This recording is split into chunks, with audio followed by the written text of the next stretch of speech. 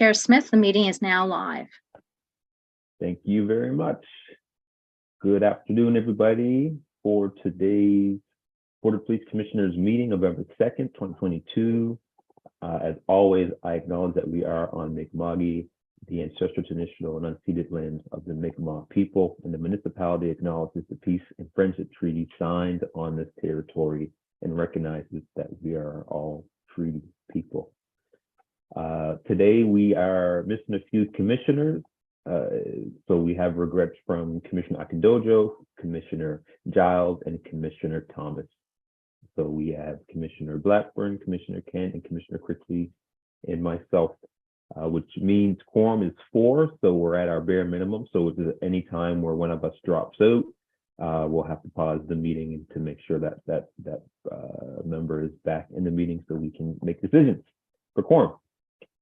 With that, I will ask if any members have any community announcements at all.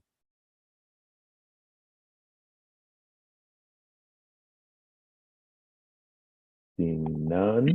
Mr. Chair, I'm just going to, sorry, just thought it'd be worth mentioning. I have roofers on the top of my roof fixing something from Fiona, so you may hear this pounding coming through. The other piece is that I will be hosting my another District 3 Town Hall meeting, and I just got word that the police chief will be able to attend, and we'll have other members of policing in there, and that'll be in South Woodside next week on the 7th, and hoping folks can attend at South Woodside Community Center. Thanks. Thank you.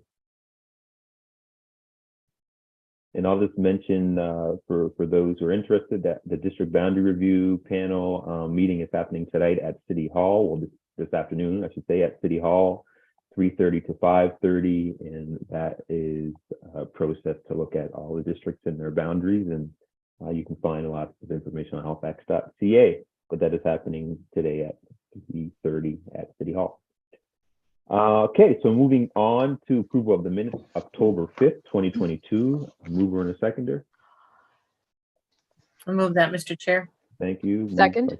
Commissioner Kent, seconded by Commissioner Blackburn. Any errors or omissions? Seeing none, all those in favor say aye. Aye. Aye. Opposed, say nay. All right, minutes are adopted. Approval of order of business and approval of additions and deletions. Do we have anything, clerk?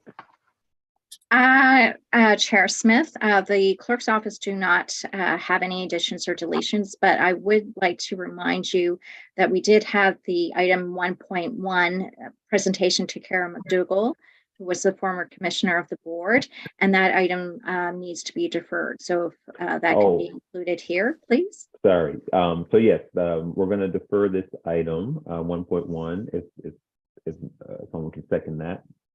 I'll second that. Okay, moved by Commissioner Kent, seconded by Commissioner Blackburn. And the reason we're deferring this is when we had to shift to virtual to accommodate our presenters, we realized that we were also not being able to do the in-person presentations to former board members. So we're moving it until next meeting so we can do that in person at our next meeting in December. So all those in favor of deferring that item, say aye. Aye. Aye. Opposed, say nay. All right, that's deferred. So additions and deletions, we have nothing from the clerk's office. Commissioner Kent, you've asked to bring something forward. Yes, thank you. I would like to add 13.4 in camera on personnel item. All right, any opposition to that from members? Do you need a seconder? Yes, please. Yeah, seconder. I'll second it then. Thank you. And this needs 2/3. So I'm in support. All right, so all those in favor of adding that item, say aye. Aye. Aye. And Commissioner quickly did vote. I heard and saw that. There is also from Commissioner Critchley, item 10.3.2. Would you still like to defer this item? Yes, please. All right, so moved by Commissioner Critchley, seconded by I'll second. Commissioner Blackburn. Thank you to defer item 10.3.2, which is get the correct title here. Response to recommendations from the Office of Information and Privacy Commissioner for Nova Scotia. So that item has been deferred. Well, all those in favor, say aye. Aye. Opposed, say nay. The item has been deferred. And I believe that's it for items. Move to So adopt, I guess. all right, so if there's nothing else, move to adopt, moved by Commissioner Kent, seconded by Commissioner Blackburn to adopt the agenda as amended. All those in favor say aye. Aye. Opposed, say nay. All right, we have an agenda with some added and removed items. Due to the rising of the minutes, we have none called for declaration of conflict of interest. We have none consideration of deferred business, October 5th, 2022, 7.1 First Nation Police Governance Council Conference and Canadian Association of Police Governance 33rd Annual Conference update. So we don't have Commissioner Akindojo here to give his piece, but Commissioner Kent, would you like to share? Yeah, thank you. Thank you, Mr. Chair. I just want to again thank the commissioner's commission support for allowing me to go out to the conference in Saskatoon in September. I found it incredibly helpful, engaging, and lots of good information sharing. I was able to attend the First Nations piece, the first day, and then the rest of the CPAG conference. As you would know and recall, James Smith First Nations had a terrible crisis there just days leading into that particular conference, and we all with heavy hearts who attended felt it probably more than a lot, because of course it certainly involved policing and crime and catastrophic events that unfolded. We also during that particular conference found out that the Queen had passed. So as good as it was on so many levels, there were certainly things that we all took the time to express our condolences and reflect on those losses. I'm going to present this in a framework of, sort of what I, as a participant, the lens that I was looking through, which was learning from the perspective of what we're doing here in relation to what they're doing in other areas. And certainly, and I'm just going to speak to some of the takeaways that I bring here home and share. And I'll be sending you guys all an update. I wanted to do the verbal update first, and then I'll forward it some more information on. So the first day, what stood out for me in particular around the First Nations was, of course, the perspective of the kind of crime and policing that can happen in communities. One of much of the discussion was around First Nations policing services that are within their bands and their governance themselves. It appears that there's more First Nations policing services on that part of the country. I noted that a lot of what was being discussed I've not heard about here on the East Coast, and have since had some conversations with Commissioner Thomas on some of that. But in particular, the self-governance and the self-policing and the fact that it's still underfunded. It's funded as a tier level lower than potentially the municipal or the provincial policing services. So there's a huge effort to try to strengthen that and get core funding that is appropriate and legitimizing more that particular service as it should be. So a lot of conversation was around that. The main conference itself, of course, the First Nations again, first James Smith First Nations community was top of mind, but we did speak specifically to how the Saskatoon and Regina police forces managed that within the context of communications to the public, and a lot of that focus really came back to social media being that particular, the kind of mediums that people are looking to for updates. So those forces during that, and it came out later around some of the ways that BC has addressed some of the crisis for public communications, that embracing social media, the chiefs embracing it, and regular updates daily during the crisis and several times throughout the day.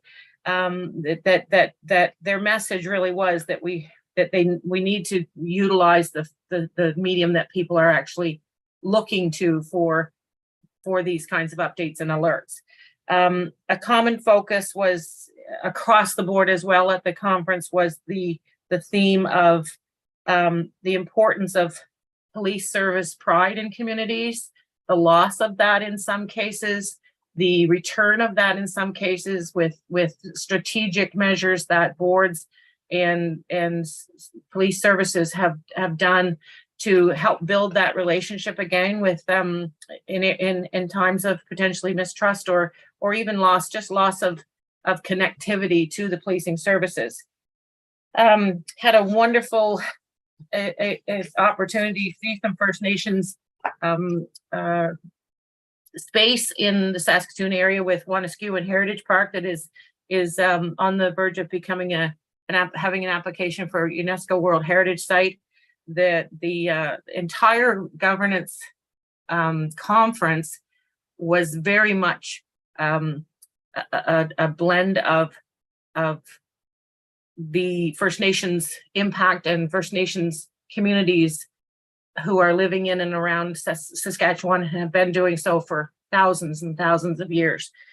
I did go to some of the plenaries, and the plenaries that took my interest in particular was the police and crisis team, the PACT, and it has some elements of what we have in the mobile crisis mental health unit here and the interactions with our policing services, but it's different in that their particular one is full-time officers, and in their case they started as one, and Saskatoon is now at 3, but having social workers on staff with the police department, working with a community agent group of mental health, but that the social workers are peer connected and work every day specifically on that kind of service call. They still would not attend to calls that are criminal, a crime being taking place in active crime, but when it's very clear that there's no need for an active an active crime officer to go out and tend, these two will always go together, and they created a protocol for how all those kinds of calls would be dispatched. I think it's a model that would be worth looking at, even though we certainly have a commitment here in Halifax around some version of that approach. This would be a good model to look at a little closer. The other one that was of particular interest to me was the alternative response officers. And again, we have some versions of those here, but in the data that was coming out on the relationship building around officers who would not carry any form of weapon, their role will be to take off, to take up some of the human resource demands on policing around service delivery for nonviolent arrest, execution, for instance, of nonviolent arrest warrants, intervening on some just nuisance disturbances, meeting with community support officers, transit supervisors, things like that, where and waiting in hospitals where our response officers may be needed somewhere else. And it is another model that, again, I think we have some version of it here, and the chiefs can speak to those, but this one seems very in-depth and has a lot of data now to support that particular service delivery model. The last piece I'll speak to is that I attended was around addressing the alignment gap in police organizations. through strategic planning, and from the bottom up through strategic planning. And it spoke very clearly to an alignment gap of sort of what an organization like ours would we say we have as priorities, and then how do we show that we actually are doing something about it. And a couple of things that stood out for me is that the strategic plans need to have a focus that allows you a work plan from 3 to 5 years, includes priorities with timelines and a way to measure your accountability and progress, and such things with like strategic priorities that are just omnibus kind of catch all of everything. They're not as productive and produce results as others. And I think that's, that we all know that, but I think that there's always room for improvements with our strategic priorities setting. So takeaways of particular interest to me for the overall experience was that many boards and commissions at that particular conference were represented by 2 or 3 board members, and it often included the chief. And I really think that this particular conference, and for instance, one's coming up and should be in Newfoundland next year, we as at HRM only send one representative. I hope we can encourage an opportunity at a later date to consider, when that one comes along again, consider sending more and including our chiefs. There's such a good dialogue with other members out there, but the more we have, the more board members we might have at that conference, the more we can connect to a lot of really good learning experiences and what other jurisdictions are doing. We don't have to invent every single wheel, although we have to adapt it for our model here in HRM. The other thing that stood out for me is that many boards include their mayor on their boards. And I don't know if that's something that has been considered here at HRM, but it's something that stood out to me with the growing narrative around the importance of change and service delivery and support for our policing services. I think that potentially something on that might be something we could consider here at HRM. Just 1 second. Meetings with the chiefs, in this case for HRM, a lot of the boards, and I've had a chance to speak with some others around this, but around the ability for boards to become well informed on their activities and the things that are happening with our chief. I know that we have a model that it's often just the chair, but maybe there's some ways that the successful ones are engaging regularly so that we're fully aware and have more opportunities to answer questions and become well informed on what's happening. So then we can look as a board of how do we fill in those gaps. Strategic priorities. The number of people that spoke to the importance of collecting data related to the progress or the initiatives that you're taking to achieve the priorities is a very, very key element. There's a lot of research being done out there that we can tap into. I look forward to the utilization of our new staff person that we have, because I think those are areas of improvement that we can have and that are measurable, and that we as a board can, and a commission can really focus potentially each meeting on, is this in keeping with our strategic priorities? Are we making progress? How are we making progress? And how, and making sure that we can share information with the public that is not just a verbal articulation in a meeting, something that we can produce. Board training is another example of where many boards across the country are struggling with having enough training, enough support for their commissions. We're not alone. It's a growing concern, and one that a lot of them are looking to make improvements on.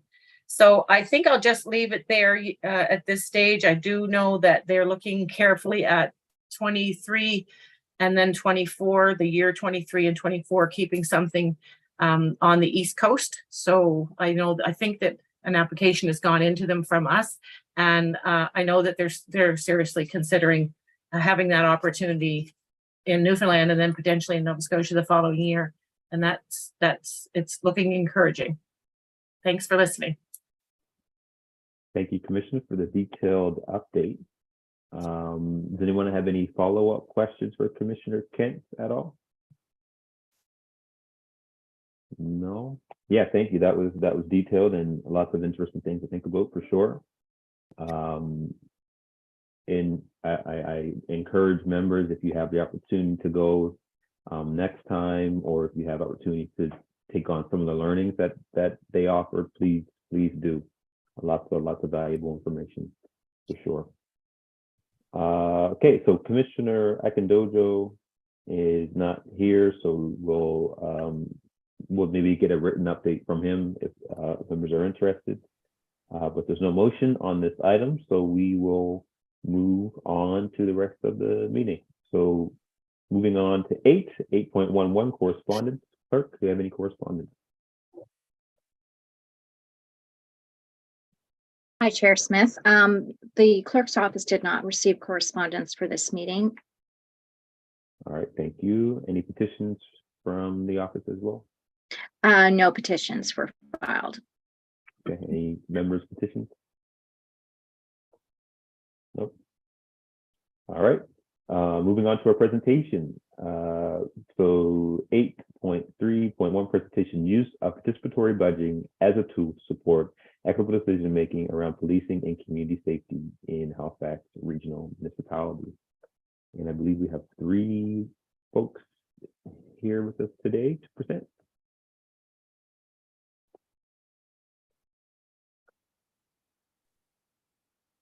Good afternoon, folks. I'm just wanting to double check that you can hear me. Yes, can hear you and see you. Hello, Welcome. fantastic. So first of all, and I guess I'm just waiting for the PowerPoint because I don't think I'm allowed to share screen, if that's correct in terms of procedure, or myself or my colleagues. I can confirm that the presentation is going to go up momentarily. Perfect, fantastic. All right, so I suppose that I will begin and then hand it over to my colleague Yaron and my other colleague Dr. Mas. But my name is Tari Ajadi. I think most of the folks, if not all of the folks on the line, I was one of the co-authors of the Defunding the Police, Defining the Way Forward for HRM report. And I'm here joined with some colleagues from the United States to talk about opportunities for participatory budgeting in HRM as it relates to the board's work. So as a brief preamble before we kind of continue, this presentation was developed and constructed in advance of the new budgeting guidelines and process, and I would like to comment a little bit about that, but that's not incorporated into the broader presentation because we didn't have that information until after we'd already signed up and had submitted our work. So if we could go to the next slide, please. So firstly, what I'm going to do is talk a bit about, just recapping how we got here and why we're presenting in the first place, talking a bit about the defunding report and about that process, highlighting participatory budgeting as a very important, very necessary component of that process. And then I'll hand over to my colleague, Yaron, who will talk a bit about industrial engineering methods as a tool to support effective public decision-making. We'll go through an example scenario and we'll pose some questions to you and try to engage in a kind of holistic conversation thinking about how the board can meaningfully engage the citizens of Halifax Regional Municipality, giving them the information and the tools to actually empower them to make decisions in an effective way. Next slide, please. So to briefly recap, the defunding report. So on July 9th, 2020, the board passed a motion around creating a definition of defunding the police, and that was passed on that date. And on March 8th, 2021, the board approved terms of reference for the subcommittee to define defunding the police. On June 19th, we held a public consultation session around the defunding report. And on January 7th, 2022, we presented the report to the board. And if you'll recall, of course, during this process, there was also the kind of budgetary process that unfolded that happened earlier this year. And I think that was the first time the board had meaningfully held public consultations around the police budget. So this was all kind of in concert and in part of the process that meaningfully engaged the public about key priorities for the board. Next slide, please. And so the impetus for the report emerged from community outcry over the state of policing in Halifax Regional Municipality, right? And I think that it's really important that we actually go back to that, and we go back to the fundamental concerns that residents have that have been brought up over a number of months and years concerning the way that policing is conducted, and also concerning the ways in which their democratic voice has been taken out of this process, right? It's been taken out of the way that policing unfolds in the municipality. And so the report at its base fundamentally proposes an alternative model of community safety that's not reliant on coercive forms of state violence to keep community members safe. And so the report is action-oriented and requires the board, yourselves, among other institutions, to take steps towards transformation. And it's important to flag here that, we did submit the report on January 7th of this year. And it is a bit concerning the fact that, as of yet, we're here in November, there's been no real progress made at the board level on any of the report recommendations. And this does undermine in some ways the legitimacy of the process that we actually unfolded, right? It was supposed to be action oriented, things were supposed to be implemented as quickly as possible. And so that is one thing to note. Next slide, please. And so there were many suggestions and recommendations from the report. It makes robust proposals specifically for detasking related to mental health crisis response. So removing police officers from mental health crisis response and civilianizing that function, traffic enforcement and traffic safety, third-party sexual assault reporting, as well as, looking into the role of police in incidents involving unhoused persons, incidents involving youth, gender-based and intimate partner violence, and noise complaints, among many more. So as you folks know, there were 36 recommendations in the report, and detasking was something that we were very focused on in much of the report. Next slide, please. And so two of the key recommendations from the report, and the reason that we're kind of here today, are recommendations around participatory budgeting.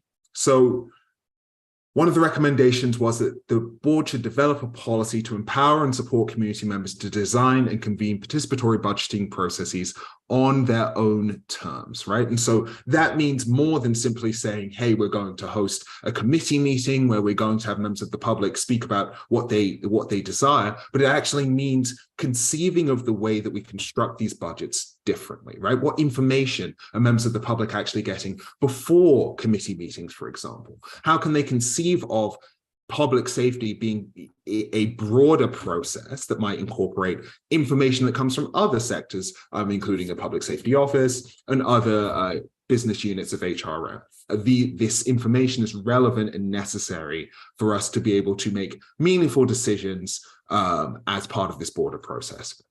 And so, of course, the second recommendation here is to regional council through the police board in terms of exploring opportunities to expand use of participatory budgeting, as well as other enhanced public participation methods as part of its annual budget committee process. And so this is where, in terms of the new budgetary process, there is some concern. While there is significant hope in terms of the ways that, there will be public meetings at both stages of the process at the same time, the new process does leave room for considerable concern in terms of the ways that public input will be consulted in the process. And so I think that's something that I'd like to raise here, and that hopefully we can expand more in this presentation, or certainly in the question and answer section. And so now I'm going to hand over to my colleague, Aaron, to talk a bit about how industrial engineering as a process can actually help us to think about participatory budgeting and public decision-making differently.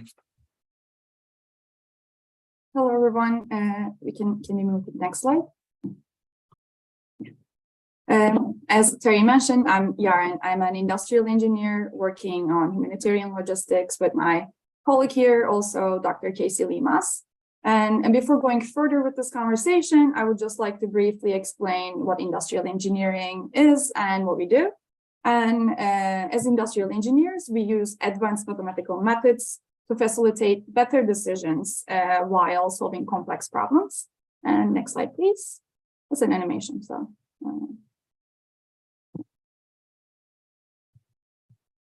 One more time, please. Yeah. And here, as you can see, we included some of the advanced mathematical methods that we use, such as optimization, machine learning, and simulation.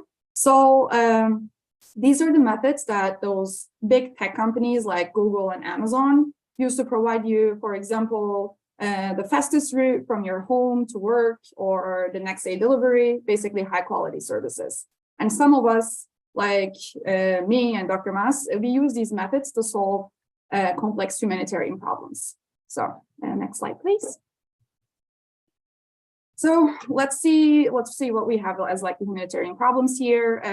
So as industrial engineers, we can facilitate better decisions to disrupt human trafficking networks, improve access to public health care, improve refugee resettlement, improve homelessness assistance support, and more. Next slide, please.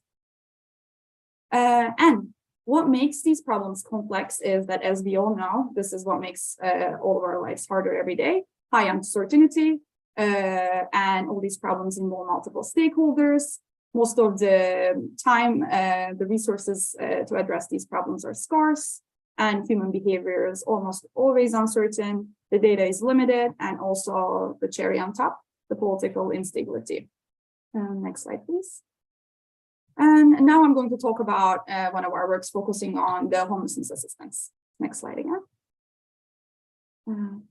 So Dr. Mas and I are working on a project together right now to reduce homeless youth's vulnerability to human trafficking by improving their access to housing and support services in New York City. And the reason we started working on this problem is that New York City currently has an increasing homelessness problem, and the demand for housing services exceeds the capacity of the existing housing resources in New York City. So next slide.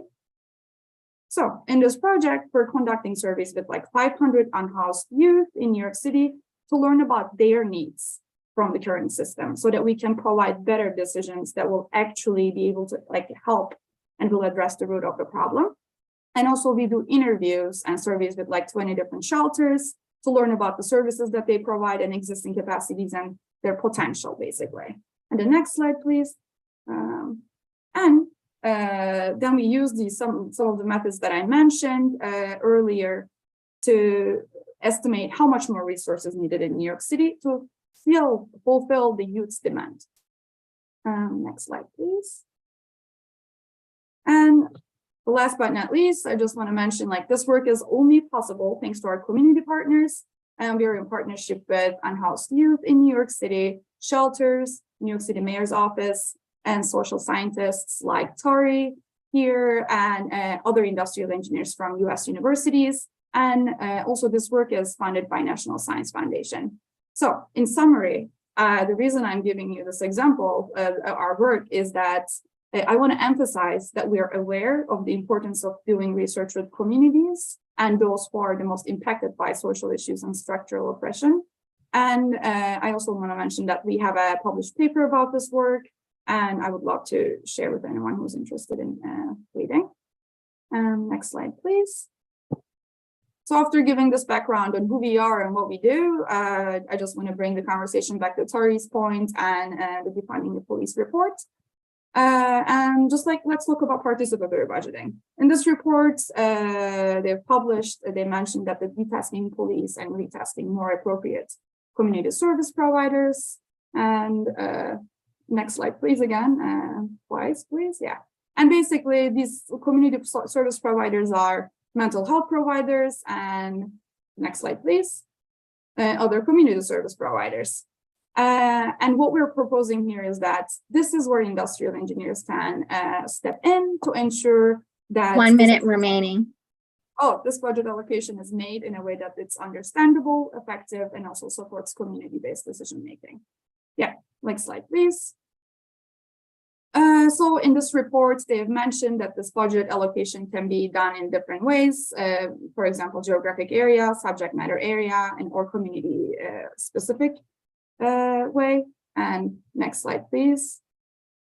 And when we look at this like in a simple scenario, where we see is that if we have an incident involving an unhoused youth, and such as we have two options, the first one is a police can handle this 911 call, or the other one is a community service provider or like a mental health professionals. And next slide. With the use of these advanced mathematical models, we can evaluate the short to long-term benefits and costs associated with these two different options, and also be responsive to community identified objectives. Next slide. And these objectives, as Tori mentioned, and it's like written in the report as well, these objectives can be advancing social justice, building community participation, ensuring equitable access to the public services, or also can be improving the well-being of the community, right? And this well-being needs to be identified by the community members themselves. So if this is the end of our presentation, you can come to the next slide, please. Thank you. Thank you all for listening. And I hope we're on time. And we would like to hear your thoughts or questions. If you don't have any questions, we have a couple of questions for you. Thank you. Thank you very much. I will pass it on to members to ask any questions. Commissioner Kent. You're on mute. Thank you very much for the presentation. Thank you, Mr. Chair. I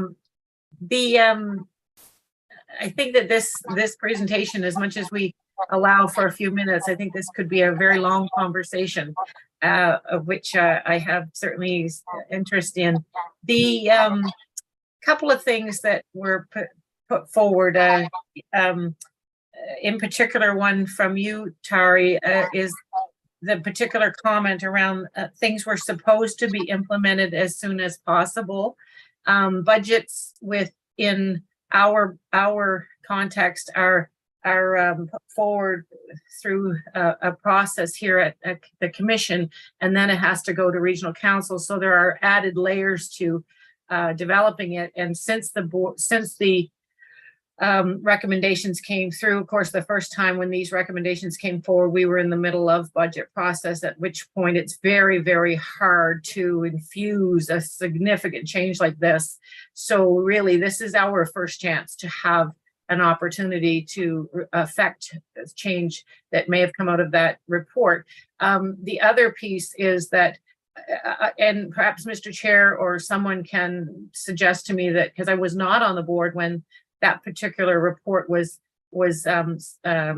asked for and positioned to create, was there an impression that because it came from in a report, it then was supposed to be implemented? My understanding as a board member is that it was commissioned, we've received, we then have to unpack and agree as a board and strategically create opportunities for us to affect those changes that are within the mandate of this board. Some of those recommendations are more specifics to potentially council directives and initiatives, and some are provincial, some are community-based, and those kinds of collaborations, and often in almost every case, because these are shifts, that does take some time. So I want you to be clear, I guess, and anyone presenting, that as much as we all wish there were ways to make things happen quicker, we are all frustrated with the speed of which we can get some of these things done. The question I have, so I'll leave it there, and certainly, Tari, if you would like to offer any comment, you feel free. I'm not sure, I just I wanted you to hear my perspective. Yaren, in your slide on page 9, can you help me understand the leap from data collection in this case to from the surveys to an analytical model that formulates the numbers of the resources needed? When this is done, can you tell me the kinds of things that are set up in that formulation? Are they based on sort of what models? For instance, if an analytical formulation is developed based on an exercise that may have been done in a larger city, or New York, for instance, would not necessarily produce a result that would reflect our city, because every city has its unique resourcing, unique nuances, environmental, geographic space of living, access to, crisis in economics, upticks in employment, like all of those layers. How do you leap from 1 to 2? Just so I understand the benefit of that particular kind of approach. Yes, of course. That makes sense? So, yeah, that definitely makes sense. So not going into much mathematical details of this, it is an optimization model. It's basically in the data collection, we're asking like, what are the services that you request to youth from the shelters, and when do you need to request? So when do you need to receive these services, and those kind of things like timing. And so basically we have youth profiles, that the services they request and the timing of them and the existing capacities, and then we match them. We're able to see how much more capacity is needed. So that's how we like figure this out. And also you can imagine like the number of youths, the number of services, number of service providers. It's a pretty complex problem considering the uncertainty. And however, this model can be used in any municipality or anywhere in the world right now to provide any public service, basically, because but as you mentioned, Councillor Kent, we just need to do the data collection, and we need to be able to know about those details that you mentioned about, for example, if you were to do this project in Halifax region, we need to learn more about Halifax. And this happens with, if you remember, with our community partners, community partners are the one who are going to be helping with us, hopefully. So that's what we're asking from you, kind of. We want to learn more about Halifax region so that we can provide the help for the Halifax region. Thank you. Mr. Chair, do I have time for a follow-up, or can I come back? You have to come back. Okay, thank you. I see Dr. Tari. I'll go to you in a second. Just Dr. Siciliano, I see you put your hand up. I apologize. I did not mean to do that. Not sure how it happened. All right, no worries, Harry. Hi, yeah, I just wanted to respond quickly to Councillor Kent, who invited me to act in response. Certainly, I don't think it would be reasonable or justifiable to suggest that the board should have implemented things from the report mid-flow as the budget was unfolding last year, but over the past 10, 11 months, getting some infrastructure in place for this year's budgetary process was really what I was alluding to. And my hope in this presentation, as much as it is for us to partner with you folks to actually co-create and collaborate to create different models of participatory budgeting, but also information gathering and having these broader based conversations. It's also perhaps to inspire action as it relates to some of the initiatives in the report. Now, I am not a member of the Board of Police Commissioners. It's not my place to suggest, how your processes might work in terms of accepting the recommendations of the report. However, by commissioning the report and accepting the recommendations, one might presume that you might implement them, right? At least to the best of your capacity with the things that you might do. And so as one of the authors of said report, it's, I believe, my duty to not only offer up my services and in collaboration with others to help make that a reality, but also at the same time, encourage you to keep pushing forward in that work. And so that's the kind of dualistic reason as to why I'm here. Thank you. Thank you, Commissioner Blackburn and Commissioner Critchley.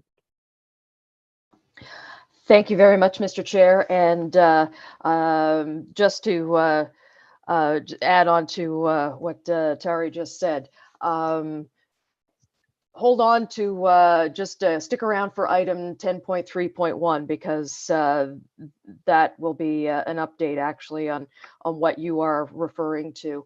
But I just had a quick question about how do you see this working with the combined police force that is our reality? I mean, I'm worried that we're going to get into a situation where we have two completely different processes for budgeting, one that we have control over and one that we have no control over, and that's with the RCMP. So I just wonder, how do you see all that unfolding with participatory budgeting? Thank you. Thank you, Commissioner Blackburn, for the question. I think it's an excellent one. I think that it's an excellent and necessary question to ask. Obviously, in terms of the actual process, it's a bit above my pay grade. I can't, unfortunately, if you folks don't have the capacity to insert more participation or control over the RCMP budget, I certainly don't. That being said, I do think that it's important still, even though we do have the combined forces model, at the same time, what we're not accounting for in most of these discussions is community capacity, community priorities, and the ways that we can address those gaps. And it's those gaps that we actually need to think about when we're thinking about a broader vision of public safety, right? And so whether or not we can meaningfully shift the way that the RCMP articulates its budget, I concede that right now, as in our current process, that's not something that you have the capacity to do. Certainly not something that we have the capacity to do. But at the same time, we currently don't have the full extent of the information that we require to make meaningful decisions overall. And I think that it's that gap, and certainly as it relates to what the public is able to access and what the public is able to understand. The last year's budgetary process made it abundantly clear there was a yawning gap between the information that we as members of the public are given about issues of public safety as it relates to the police, and the information that's necessary for community priorities to truly be reflected in that decision making. And so that gap is where we're really trying to support and to work with you collaboratively to bridge. It sounds to me like we're just starving for any information at this point. All right, thank you for that. Appreciate it. Commissioner Critchley. Thank you, Chair Smith. I guess I just have sort of two questions following up from my fellow commissioners' questions. The first is this point around gaps and the information that's needed. So, maybe Yaron, or based on your experience, what is the sort of information that is needed? What's sort of the data that needs to be collected? What obviously the board, acts in relation, it provides acts in a governance capacity in relation to HRP, the police force. So what of that data that's needed, what is internal to the police, what needs to come from community service providers and other agencies? That's question one. Question two, allowing that there may be differences given the legislation between how the process works for the HRP and the RCMP within the HRP, within our area of jurisdiction, within our statutory powers, which are in relation to the HRP budget. If that data is in place, what do the processes look like to kind of operationalize, what you talked about as sort of industrial engineering methods in our budget approval process?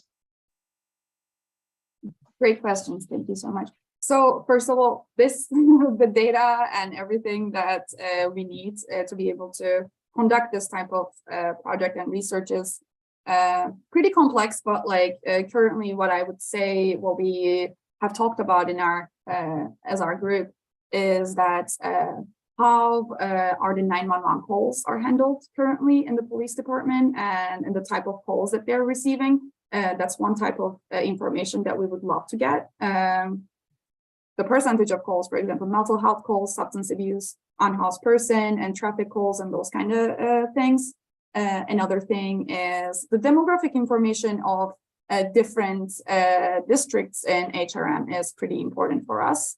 And also in the future, if it's possible, we would love to also learn about what communities think about, like what are their needs.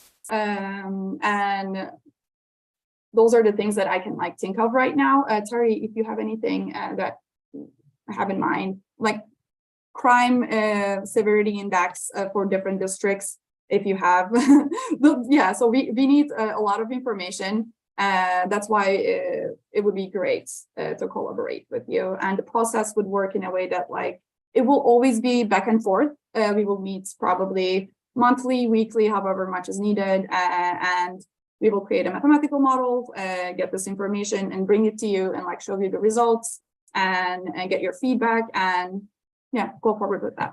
Okay, please add if you have anything. Yeah, just to add into that, also service utilization data, right? So this is where, you know, broadly speaking, this presentation is one of many that we would hope to deliver to not only folks within the context of HRM's public safety office, but also community partners and stakeholders, right? Like this, like we're coming to you first because hey, like we're coming to you first, but there's a whole coterie of people that and organizations that we would like to engage with and reach out to develop, you know, more granular information about the ways that our people that are most vulnerable in our systems are actually using services and how they're affected by, broadly speaking, issues of public safety, right? And so this kind of granular data is really important and really necessary to be able to develop meaningful models that the public can then say, well, hey, actually, you know, if X amount of people are using these particular services a lot and they think that these things are most important for them in order to feel safe and feel comfortable, then perhaps we might need to orient some of the resources that we have towards those services to enhance them and therefore, you know, optimize the ways that we might conceive of public safety. So it's just, it's about thinking holistically about the ways that people access services and about the ways that we might be able to engage in these processes.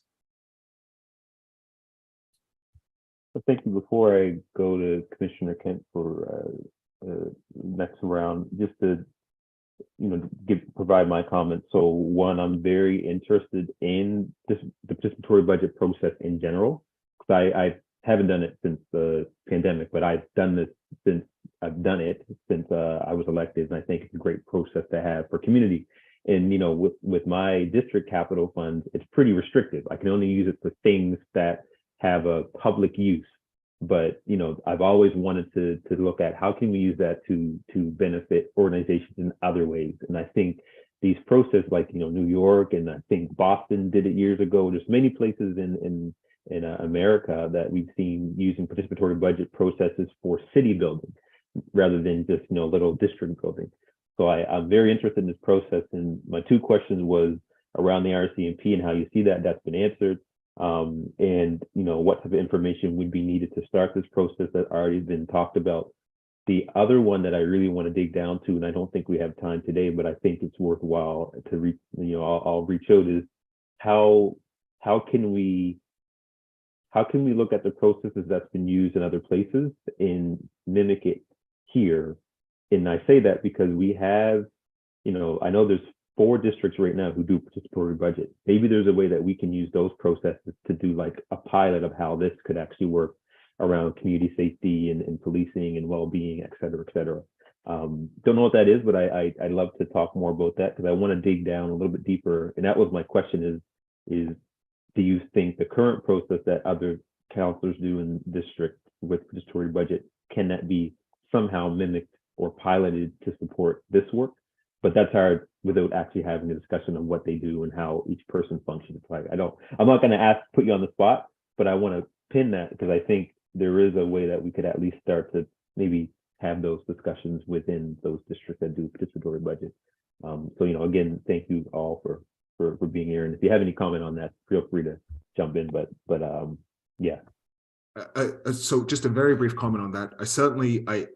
Thank you very much for those comments. And I certainly agree that like, if there are models that currently exist in HRM, then we can start to adapt and engage with those models, right? Because the point is that what we're seeking to do is, number one, get the kinds of complex information that at the moment are not really being factored into this decision making into a way where it can be factored into the decision making, number one, and number two, into a way where it can be factored into the ways that the public understands these broader problems, right? Like, so these are twofold priorities here, right? Like, and this is where it becomes really important. So if there's already mechanisms and approaches that are going on, I know that certainly the Public Safety Office has done a lot of work in terms of trying to reach out to the public, trying to conceive of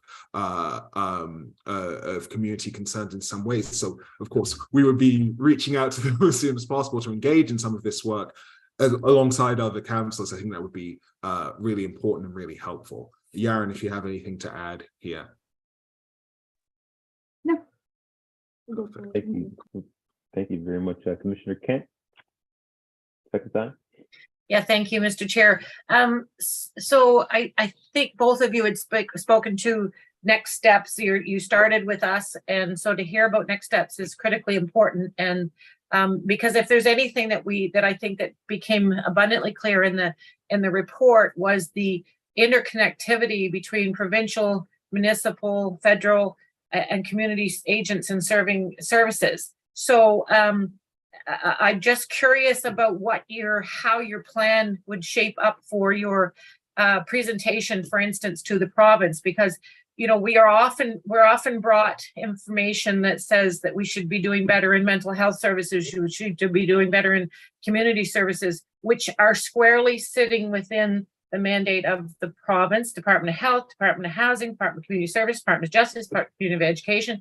All of those layers of which we as a municipality do not have a legislative authority to contribute funds to, because that is traditionally and rightly so within that their department regulatory and funding streams, and have, I think, traditionally failed miserably.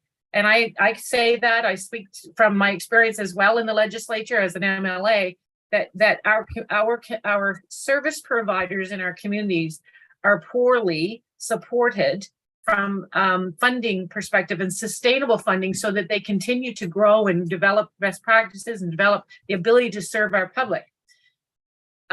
We as a municipality have taken extraordinary steps more recently through our housing emergency shelters and such, of which we as a council, and I'm speaking with my council hat on, we decided we had to do something because it was so critical and important.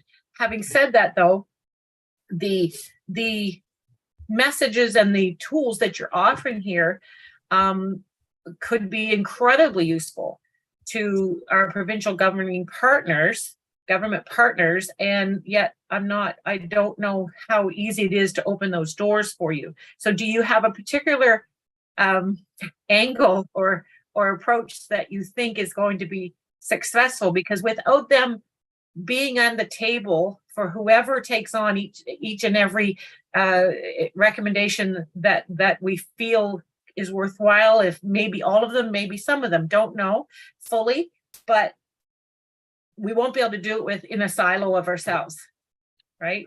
Which was very evident in the report, which I agree with. It's got to be a collaborative approach.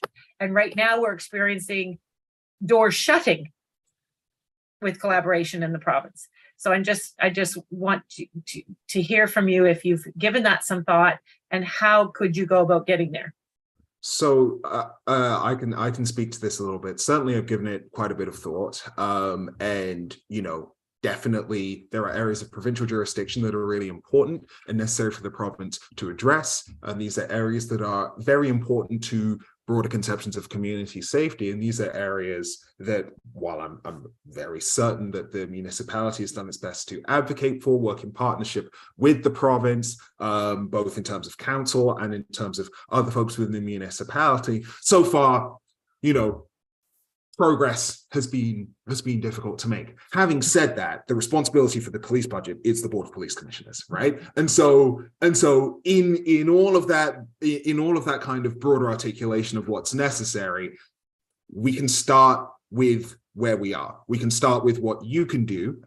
We can start with what you can offer in this process. And so that's why we're coming to you. We are still and continuing to engage with other stakeholders, both municipally, provincially, but crucially in community, right? And but at the end of the day, if, for example, the province doesn't come to the table, that doesn't mean that you are utterly powerless to affect the way that community safety unfolds within HRM. Far from it, right? You have plenty of powers under the Police Act, which, yes, is provincially held, but ultimately you are accountable for many of these decisions. And so I think that it's important and necessary at once to recognize that there needs to be collaboration. There are doors that are currently being closed. Those doors need to be opened. But at the same time, hey, there are things that you folks can do and we can do collaboratively right now that might make a difference. And I think that is where we are approaching this from. So it's a both and kind of approach, where we're engaging as much as possible. We're reaching out via email to as many people as possible, you folks being the first, but of course we will continue to go along in that process. But at the same time, if doors get closed, some doors get closed. That's the nature of this work. That has been the nature of this work with defunding. That has been the nature of this work all along. At the same time, it's important to go where we can to engage those that do have a modicum, a capacity to make a difference. You folks, as commissioners, have the capacity to make a difference. You have control over a significant budget, and so it's an encouragement rather than an admonishment. To suggest that you can use your powers and use those effectively. Thank you. And I don't see anybody else on this topic. So again, I appreciate you taking the time to be here. I will make sure that I follow up to have some further conversations and see how this can, I'm not going to say work, but how we can incorporate what you're offering to the board in our processes. So you'll see that, and we'll have that discussion soon. So again, thank you very much both for being here. Thank you very much for your time, and thank you for making the meeting virtual. We really appreciate it. Thank you. Well, thank you. Thank you all. All right. So moving on to 9 information items brought forward, we have none.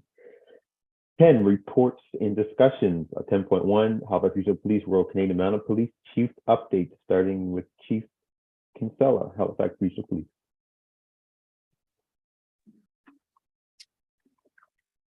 Good afternoon, everyone, and Chair Smith, members of the board, and those who are joining us virtually. I'd like to begin by welcoming Inspector Mary Henderson, who is joining me today from Kennebeckasis Regional Police in New Brunswick. Mary is part of the Canadian Association of Chiefs of Police Executive Mentorship Program. And this particular program enhances the knowledge and skills of executives who have a career goal of becoming a chief of police. I'm very fortunate and honored to be a facilitator chief as part of that program. And Inspector Henderson is shadowing me this week. And it's been a wonderful opportunity to meet with her and expose her to what is happening here in Halifax. So we're delighted to have Mary with us today. As I do with all my board updates, I wanted to address our current recruitment efforts. Recruitment, preparing for ongoing attrition, and building capacity remain an area of significant focus for Halifax Regional Police. I'm pleased to say that our 2023 HRP cadet class is now underway. Our in-house trainers, along with various HRP subject matter experts and external resources and facilitators, are providing instruction to the candidates and cadets as we speak. We also continue to hire through our experienced police officer program, and this hiring stream is another important facet that is helping us recruit for ongoing attrition and succession planning.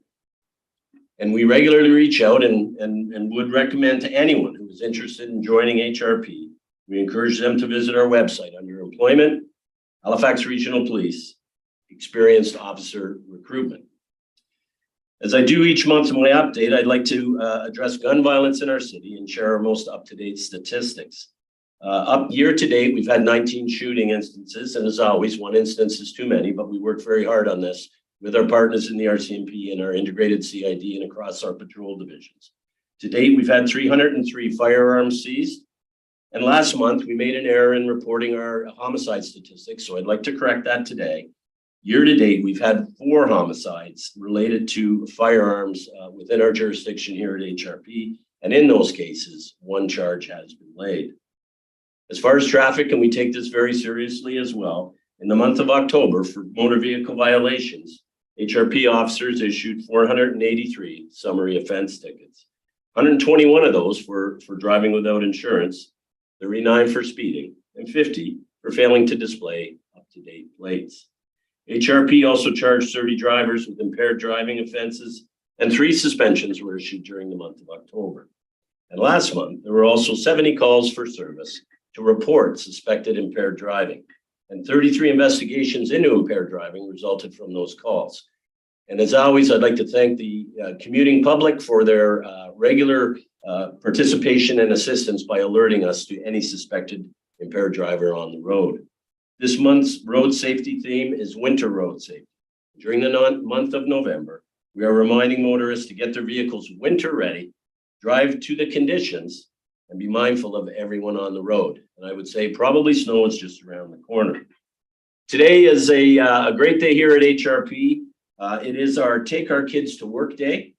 We have had a group of grade 9 students who are learning about some of the different opportunities that a career in policing can offer.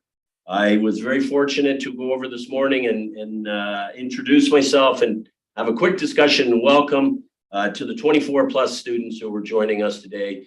And they're still at it till about 4:30. So it was wonderful to see them. And on November 11th, members of the Halifax Regional Police will be attending various locations across the region for Remember to Stay ceremonies. We will also be participating in several holiday festivities as Christmas is right around the corner. And later this month, we will be participating in the Holiday Parade of Lights, Light Up Bedford, and Spryfield Santa Claus Parade.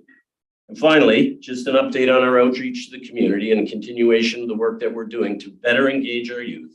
One of our community response officers, Constable Martin Cromwell, is helping to evolve our youth and community engagement program called HRP Police Activity League, or HRP PAL.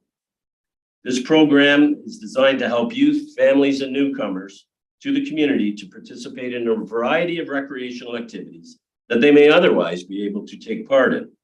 And we're also excited to partner with various community organizations to get this program off the ground.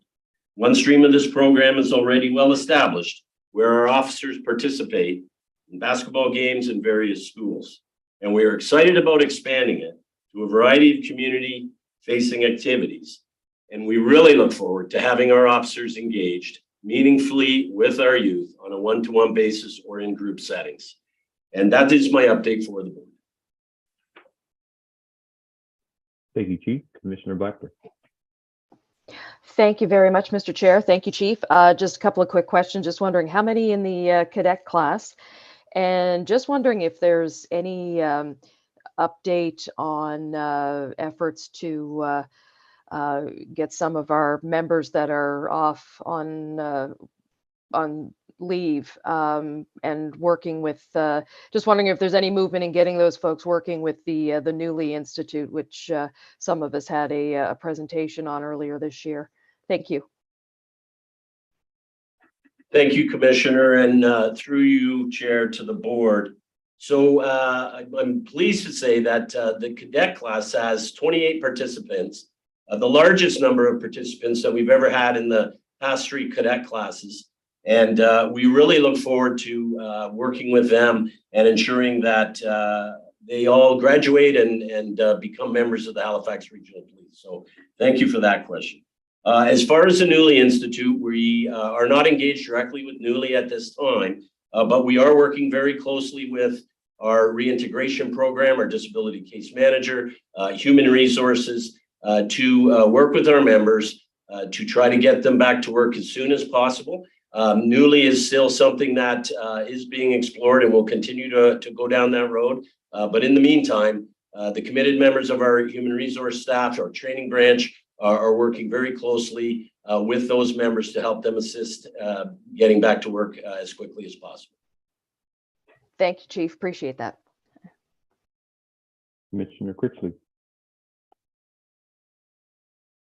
Thank you, Chair Smith, and thank you as always, Chief Kinsella, for the update. You know, obviously very, very concerning, the homicides and the gun crime. You know, I know it's an issue that is a top of concern for you know, everyone at HRP, at RCMP, and here at the board. Chief, I want to ask you a question, and it relates to some correspondence that the board has received in recent weeks, and you know, I raised it with you when we met recently, so I hope it's not going to be a surprise. I just want to ask you about the policies as it relates to pursuits or police chase or anything like that. You know, police chasing of accused persons in vehicles. And before I ask the question, I want to preface it by saying that under no uncertain terms, I'm not asking you to provide opinion or any assessment whatsoever about the specific incident that we received correspondence about. I'm not asking you to evaluate that in any way. I just want I want to ask some questions about specific aspects of the policy kind of governing that kind of conduct. So I wondered if you could just provide at a fairly high level a sense of what that policy says, both in terms of the factors that officers weigh and are guided to weigh when they make a decision to enter into a pursuit. And I'm not sure if that's the right word, so if it's not, feel free to correct me, please. And then whether the policy includes any restrictions on circumstances when officers are generally or in all cases prohibited from entering into pursuit. So I hope that's clear in the question. Again, just want to be super clear, not asking you to provide your opinion or at all engage in the particular incident covered in the media, but just purely asking about the policy. So thanks, Commissioner, for the question, and through you, Chair, to the Commission. So while I'm not an expert in pursuits and I don't have the policy in front of me, I will try to take you through it as best I can, Commissioner, from the perspective of the policy itself. And, you know, I would start with, it's a very, you know, delicate situation for an officer when they're on patrol.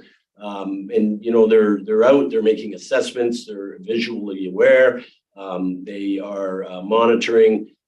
Oftentimes it's regular patrol and they see a vehicle that perhaps raises some red flags for them. So they may begin to make some notes, make some observations. And at some point, you know, they should be looking for, and again, I'm not speaking about a specific situation. I'm just going to speak in general as per your request. They may be looking for, or they may notice a particular offense. And they may make a determination that in that case, they may want to pull over the vehicle, and they would begin to engage in that process. And what does that look like? And I'll come back to that because I want to talk about two situations because I think it speaks to kind of what you're looking for. So that one there, I'm just talking about the officer on patrol. The other situation could be, and there may be others, but I'm just going to keep it to two. The other situation could be where they get called to a situation. They could get called to a break and enter in progress, for example. They could get called to an open signal, which would mean that potentially there's a business where the alarm has gone off. Sometimes those are false, sometimes those are real. Getting back to the break and enter in progress, the officer might arrive on scene and see a vehicle fleeing the scene. So a whole pile of decisions are going to have to be made in either situation. So when we go back to the first situation, the officer on patrol happens to see something, happens to notice some sort of offense. Let's just say it's a traffic offense. They may decide to initiate a vehicle stop. If they were to do that, there's a number of things that they would consider. They would consider the location of where that vehicle stop might occur. They might first initiate by turning on the roof lights and then turning on the siren. And in the vast majority of cases, vehicles pull over, they recognize it's police, and the police would get out and they would engage with the driver as they normally would. There are some occasions in that particular first scenario situation where an officer may go to initiate that vehicle stop. And when they do go to initiate it,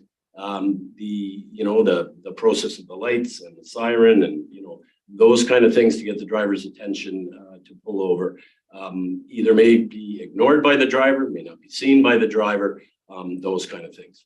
So if they're ignored by the driver and or not seen, the officer would take further opportunity to pull over the vehicle. So it would be probably more siren use, perhaps driving up beside the vehicle if it's safe to do so. There's a number of things that they would take into consideration for that. So at that point, the car may be still driving and may not pulling away or may not be pulling over. The officer would continue that to the extent that they could in a safe environment. The other option in that particular scenario is the vehicle may just take off. The vehicle may speed away when the officer tries to pull it over. And as a result of that, the officer has to make a determination on whether they're going to engage in a pursuit of that particular vehicle. So some of the considerations would be nature of the offense. What are they stopping the vehicle for? What do they want it for? Weather conditions, and these are in no particular order. Weather conditions might be taken into consideration. Pedestrian activity in the area would be taken into consideration. Time of day, is it dark? Is it night? Is the area well lit? Those kind of things. The closeness or nearness of other vehicular traffic. Those are all considerations that they would have to consider. The other consideration would be the vehicle that is potentially pulling away. What speed are they driving at? What speed is the officer going to have to drive at to engage that vehicle and pull it over? Is the vehicle committing other traffic offenses, going through red lights, going through stop signs, those kind of things? So those kind of considerations will be going through the officer's mind. And then at some point, if they are still pursuing, what is the next level? Is this breaching and going into the threshold of careless driving? Is this going into the threshold of dangerous driving, which now becomes a criminal activity? So all of these considerations have to be taken in for the officer to make decisions. So you can imagine these are made very quickly. They're made, on an abundance of information that's coming in. The other obligation for the officer is to call it in. So they alert the dispatcher and let the dispatcher know what's happening. When that happens, there's an obligation on the supervisor that is on the street to tune in. And one of the things that anyone can do, a dispatcher, a supervisor, the officer themselves can choose to discontinue a pursuit. And they do that, taking into consideration all those things that I've just mentioned. And it's a quick process. There's a lot that goes on. And I would say the other considerations are, have they got the license plate on the vehicle? Have they run the vehicle and has the license plate come back as a stolen vehicle? Is it come back not matching the type of car? So they get the information back on the plate, they compare it to the make of the car. And in some instances, plate might match the vehicle. They have a really good opportunity to identify the person. They've perhaps driven up beside the car. They've had a look inside the car and got a good look at the person. And they can make a determination that, you know what, I could get this person later. I can leave the vehicle and in the interest of public safety, let it go. So that's the one case scenario where, perhaps they come across a vehicle that they're just trying to stop for some offense that they might have just noticed. The other issue is, they go to a call, as I mentioned in scenario number 2, and the call is break and enter in progress. And as they pull up, the car speeds away. Yes, sir. Just I don't want to tell you to wrap up, but if you could. No problem at all. I can end it there. And Commissioner Critchley, I'm happy to take this offline with you and give you some more information. I know your interest, so I think it would be very valuable to have that second piece of the scenario. So happy to end it there, Chair, or continue as you wish. Yeah, and Commissioner Critchley, did you want to go back for follow-up questions? Chair Smith, just probably in the interest of time, I can leave it there. That's a great amount of information. I appreciate it, Chief. Obviously, very fluid situations, and you and I already spoke. A little later on in this meeting, there'll be a discussion and a motion around a policy committee for the board. So again, hopeful that that could be a forum where we could have some of these further conversations. So I appreciate the depth of information you're able to provide. That's enough for me for now. Thank you. Yeah, no, thank you. And since there was no one else on the list, asked if you need to follow up, so you could go for your second chance. My only question I had, Chief, was actually what Commissioner Critchley was information he was looking for. In you answered some of what I would have asked. I'm also wondering, do we have like what is that? And maybe you don't have, if you say you don't have the policy in front of you, but what is that policy categorized as? Is it categorized as the chase policy? Is it categorized as pursuit policy? Like, what is the policy that oversees those situations that you mentioned? Thanks, Chair, and through you, the name of it would be the pursuit policy, and it covers all things related to it. Some of which I've related to you. There's other aspects of it. It's a very robust policy, and in addition to all of what I said, there are follow-up processes after each and every pursuit, which I'm happy to bring to the board at the appropriate time. Right, thank you. In our last meeting, we talked a little bit about, as we move forward with the policy review process, that hopefully that, as we are, and Chris will talk about this later on with this motion, as we move forward, that if there are pieces that we think should be made available, depending on what the policy is, and I think we can do that work and add to the website as that work comes into play in the future as well. So all right, thank you everybody. Going to our CMP. Good afternoon, Chair, and through you to the board. Also, good afternoon to everyone who has joined us virtually here today. I would first like to acknowledge the on-duty death of one of our constables, Shaylin Yang in Burnaby, BC, who was murdered while on duty. Constable Yang was on the police mental health and homeless outreach team, and her regimental funeral is today.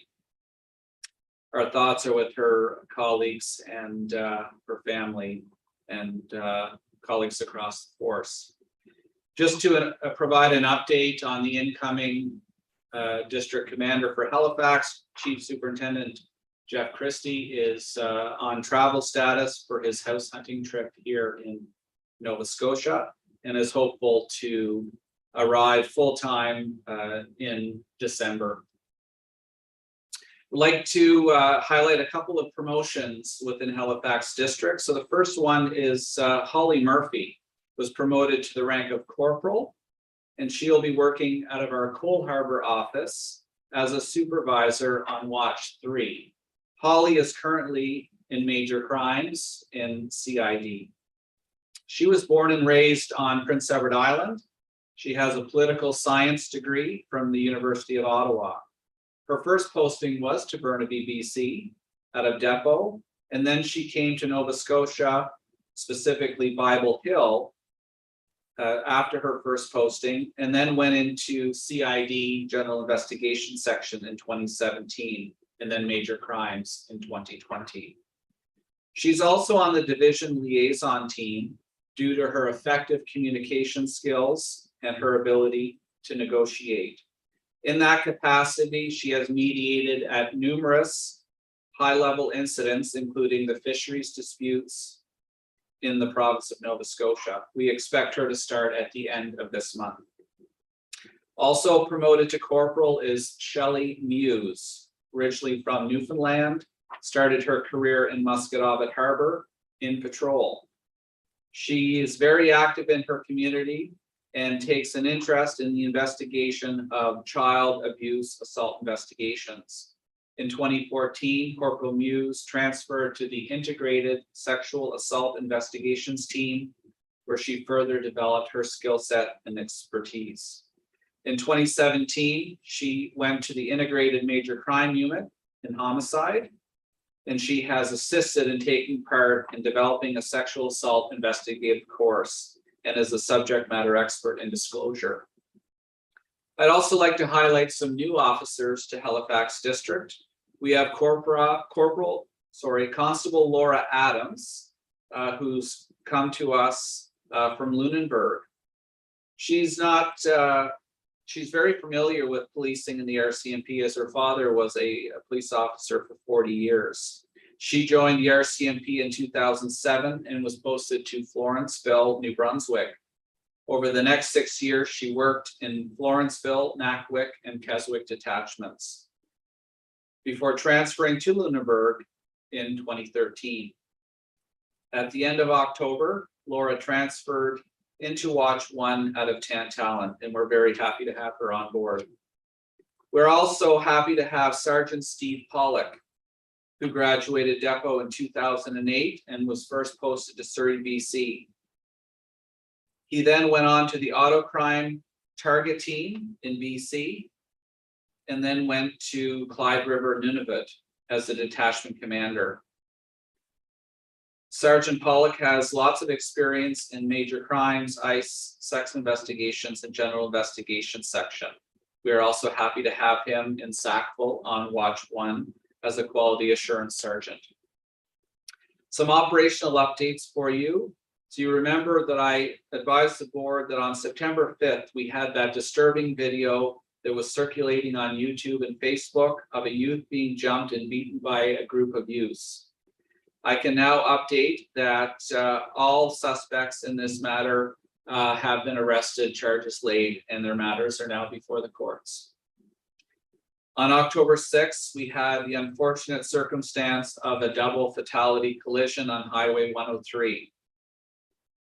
A vehicle had crossed the median, resulting in a head-on collision. Drivers of both vehicles succumbed to their injuries at the scene. Passenger in a second vehicle was seriously injured and taken to hospital by ambulance. Our condolences go out to the families of those impacted. On October the 9th, 2022, we had a break and enter and theft that I want to highlight at a Nova Scotia power station in Lakeside near Highway 103, exit 5A. Nova Scotia power sites have had an increase in thefts across the province, resulting in copper wire thefts. One of our officers was on a proactive patrol due to these ongoing thefts and observed a suspect vehicle fleeing one of the compounds at a high rate of speed. In this case, a spike belt was utilized, immobilizing the vehicle, which came to a stop at exit 5A. 2 adults were located within the vehicle, along with a 2-year-old child and 2 German Shepherds. Several stolen items and break-in tools were located inside the vehicle. Both adults were arrested, and the search continues for a 3rd suspect who had fled the scene on foot. On October 17th, RCMP in Lower Sackville located a stolen milk truck on Sackville Drive. The stolen milk truck would not stop for police, but eventually did so and then ran on foot. After a police dog search for the suspect, a 25-year-old man was arrested without incident. This individual also had outstanding warrants for his arrest from New Minas. Also on October 22nd, RCMP attended a home in East Preston where a female was suffering from injuries resulting from bullet fragments. A 3D printed firearm was located at the scene following a search warrant. Investigation continues into that matter. On October 22nd as well, a caller reported a male driving a boat had showed up at his dock in West Porters Lake after running out of gas. RCMP attended and located the driver of the boat who was impaired by alcohol. He was arrested and provided samples over double the legal limit. On October 29th, RCMP responded to 2 youth victims who were suffering from a gunshot wounds in Cold Harbor. RCMP attended the scene and provided life-saving measures to one of the youth, which involved applying a tourniquet. A 17-year-old male youth was arrested and charged with attempted murder and 10 additional criminal code charges. This youth remains in custody at this time. We'd also like to acknowledge and thank the HRP for their efforts in assisting us in locating the suspect. In the last 3 weeks since our last meeting, RCMP have issued 405 tickets and laid 30 impaired driving charges. A few notable events to conclude with. On October 24th, Corporal Warrington with the North Preston Detachment and retired Constable Brian Swallow held a women's self-defense class in North Preston. The event was well attended and provided techniques on how to protect themselves. Also, Corporal Warrington out of North Preston has begun a food drive to support the Preston Fathers Love Sanctuary Food Bank. Anyone wishing to donate there are collection boxes at Lower Sackville, Tantallon, and Cold Harbor detachments. We've also had the privilege over the last month to attend various town halls in Waverly, Goffs, Old Guysborough, Cow Bay, Cold Harbor, and Eastern Passage. Unless there's questions, Chair, that's all from Halifax RCMP. Thank you. Any questions from members? Don't see any. Just wondering, Inspector, if you're and I'm only asking you because I'm using my terrible memory at the moment, but with the work that was being done with Sunny Mariner, I remember that she did mention that she was working with the RCMP on some other provinces. So I'm just wondering if you have an update, and maybe this is for Dan too, or Chief Casella. I'm just wondering if you had any update on that work and how that's been moving forward. Thank you, Chair, and through you to the board. My understanding is we have a meeting scheduled, and we're waiting to connect on that topic. So yeah, and that's the same. Jeremy and I have been aligned on this, Chair, and we have that meeting set up. I believe it's in the next couple of weeks, and we will have staff present from both sides as well, from our Integrated Criminal Investigation Division. And Sunny will be having our inaugural meeting, and we're looking forward to that. Okay.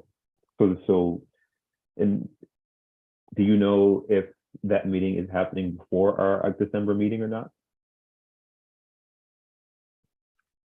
I believe it is happening before the December meeting. Okay. All right. So just if it is, it'd be great just to get an update at that meeting. That's all. So you don't have to look now, but if it is before that, it'd be great to get an update. Sure. Okay, thank you. Okay, so thank you again, Inspector and Chief Casella. Moving on to okay, so 10.2.1, I will give a quick update on this, and maybe we'll just do a quick 5-minute break after this, just so folks can stretch their legs before we get the presentation from on the budget. So on 10.2.1, Worthy Report Progress Update. So the reason why we haven't had an official update from the chiefs is a while back we said that we're going to be developing a better way to present this information to the public, but also to be able to track it and keep track of changes and ongoing recommendations, et cetera, et cetera. So that work is still happening. The template's still being worked on, and we're going to work with both chiefs to get that approved. We're hoping that the new policy person who comes on board, which is very soon, from my understanding, can also help create a process that is easier to work with, because right now it's a Microsoft Excel sheet, which is hard to kind of track and fill and even read online. So the hope is that we will, if not by the next meeting, hopefully by the next meeting, that's the goal, by next meeting when that person comes online, to have something to present so that it's easier to keep track of the changes and updates, and then we can get back to our regularly scheduled progress updates on the Wortley report. So nothing really to present today, other than we're still trying to get a process in place to follow up with the work on that. And as I said earlier, the work is still ongoing. It has, just because we don't have the tracking sheet doesn't mean that the work has stopped, but that work is for us to present that sheet is ongoing. So it is 2:13 at the moment. Let's come back in 5 minutes, take a quick stretch before we get the presentation on the budget process. Sorry, Chair Smith, quick question. Yep. Are we gonna get the strategic plan update for the? Oh, no, I see that's 10.2.2. My mistake, sorry. Yep. Mr. Chair, what time are we back? Let's come back at 2:20. Thank you. Thank you.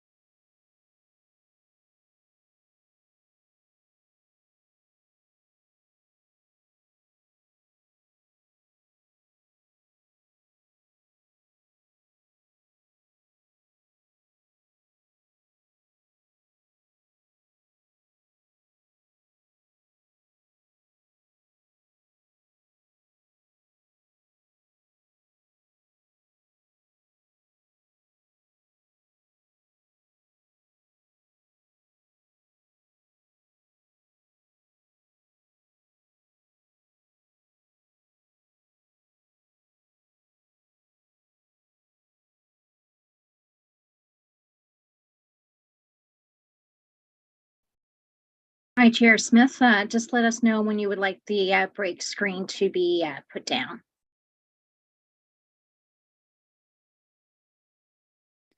Chair Smith, you are muted. I think we learned. Once I get a quick glimpse of everybody to know that we're all here, then I'll tell you to go. So I see Commissioner Critchley. What do I see? Commissioner Blackburn and Commissioner Kent.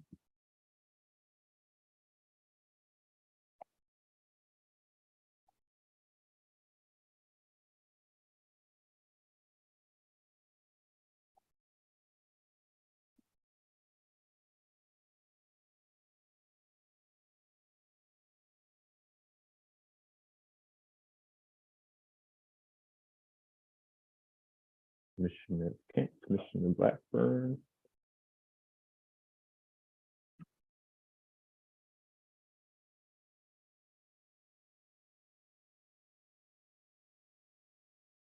I don't see or hear either, so can't start.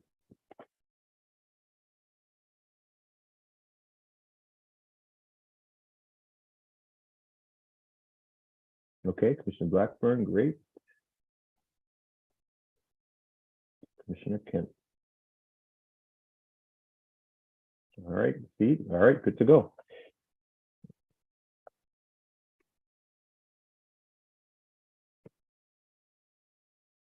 All right, so I'm okay. Click. Yes, Chair Smith, the break slide Okay. is now down. All right, thank you. All right, so welcome back, everybody, from a quick commercial break. We're going to move on to our next item, which is 10.2.2, development of budget and approval process for Halifax Regional Police as it relates to our CMP input. And we have Michael Pappas here to give the presentation. Welcome. Thank you. Appreciate it. Welcome. Thank you, Chair. Andrea, if possible, I see I don't have share privileges. Would you mind putting the presentation up for me? Just 1 minute, Michael. I'll just make you co-host, and you'll be able to share your screen. Just. All right. And I will probably have some technical issues making sure it's on the right screen, but let me do that. Yeah. Best I can. You're now able to share. All right. Give me a second while I hopefully put the right deck up.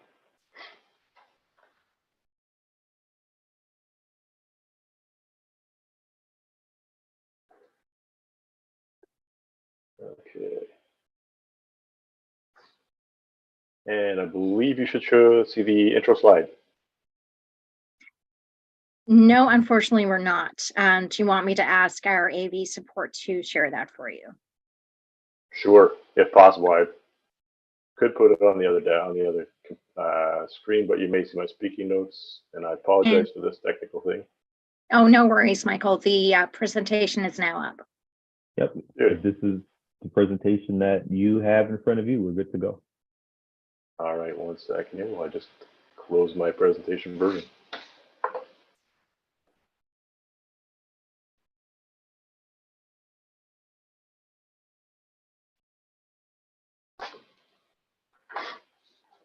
Okay, first of all, thank you very much for having me here. My name is Michael Pappas. I'm the Acting Director of Corporate Planning and Performance for the municipality. Also on the call with me is Dave Harley, the Director of Accounting and Financial Reporting, and I believe Jerry Blackwood, the Chief Financial Officer and Executive Director for Finance and Asset Management, is also on the call. And we're here today to provide an update on the approach the municipality will be following regarding the presentation and approval of the Halifax Regional Police and RCMP business plans and budgets for the 2022-23 planning cycle. Next slide, please. Oh, yeah, I don't think I have that control. There we go. Thank you. Okay, so this presentation stems from the motion that was passed on the April 5th, 2022 session of Regional Council, where Council asked for a staff report on the operational and capital budget review and approval process for the Halifax Regional Police, and a staff report regarding the Board of Police Commissioners' jurisdiction under the Police Act as it relates to the review and approval of the annual Halifax Regional Police budget. Next slide, please. So under the current process, as it relates to the Halifax Regional Police budget, the process has some challenges. And right now, because Regional Council can only approve or reject the Halifax Regional Police budget on a global basis, it makes it challenging for the Council to give direction to the Board of Police Commissioners and the Halifax Regional Police on any proposed amendments that they would like to see if they do request a change to the budget that is presented. So if Halifax Regional Police, for example, is requesting additional staffing in addition to other budget asks, it makes it difficult to dissociate the two asks. So the board and Halifax Regional Police, upon council sending the police budget back, must then amend the proposed budget based on financial direction only. And this has created some confusion with regard to previous budget deliberations. Next slide, please. Regarding the process for the budget approval for the RCMP, the current approach involves the Chief Financial Officer for the municipality meeting with the Department of Justice and RCMP to discuss budgetary pressures. Following that, RCMP presents their business plan, but not their budget, to the Board of Police Commissioners. RCMP and the Department of Justice present their budget to the Budget Committee. And according to the Police Commission bylaw, Regional Council has the ability to determine the number of officers and supporting staff for the Halifax District RCMP. And as a result, any of the budgetary impacts that might include are a consequence of any of the decisions that they make regarding the staffing numbers. Next slide, please.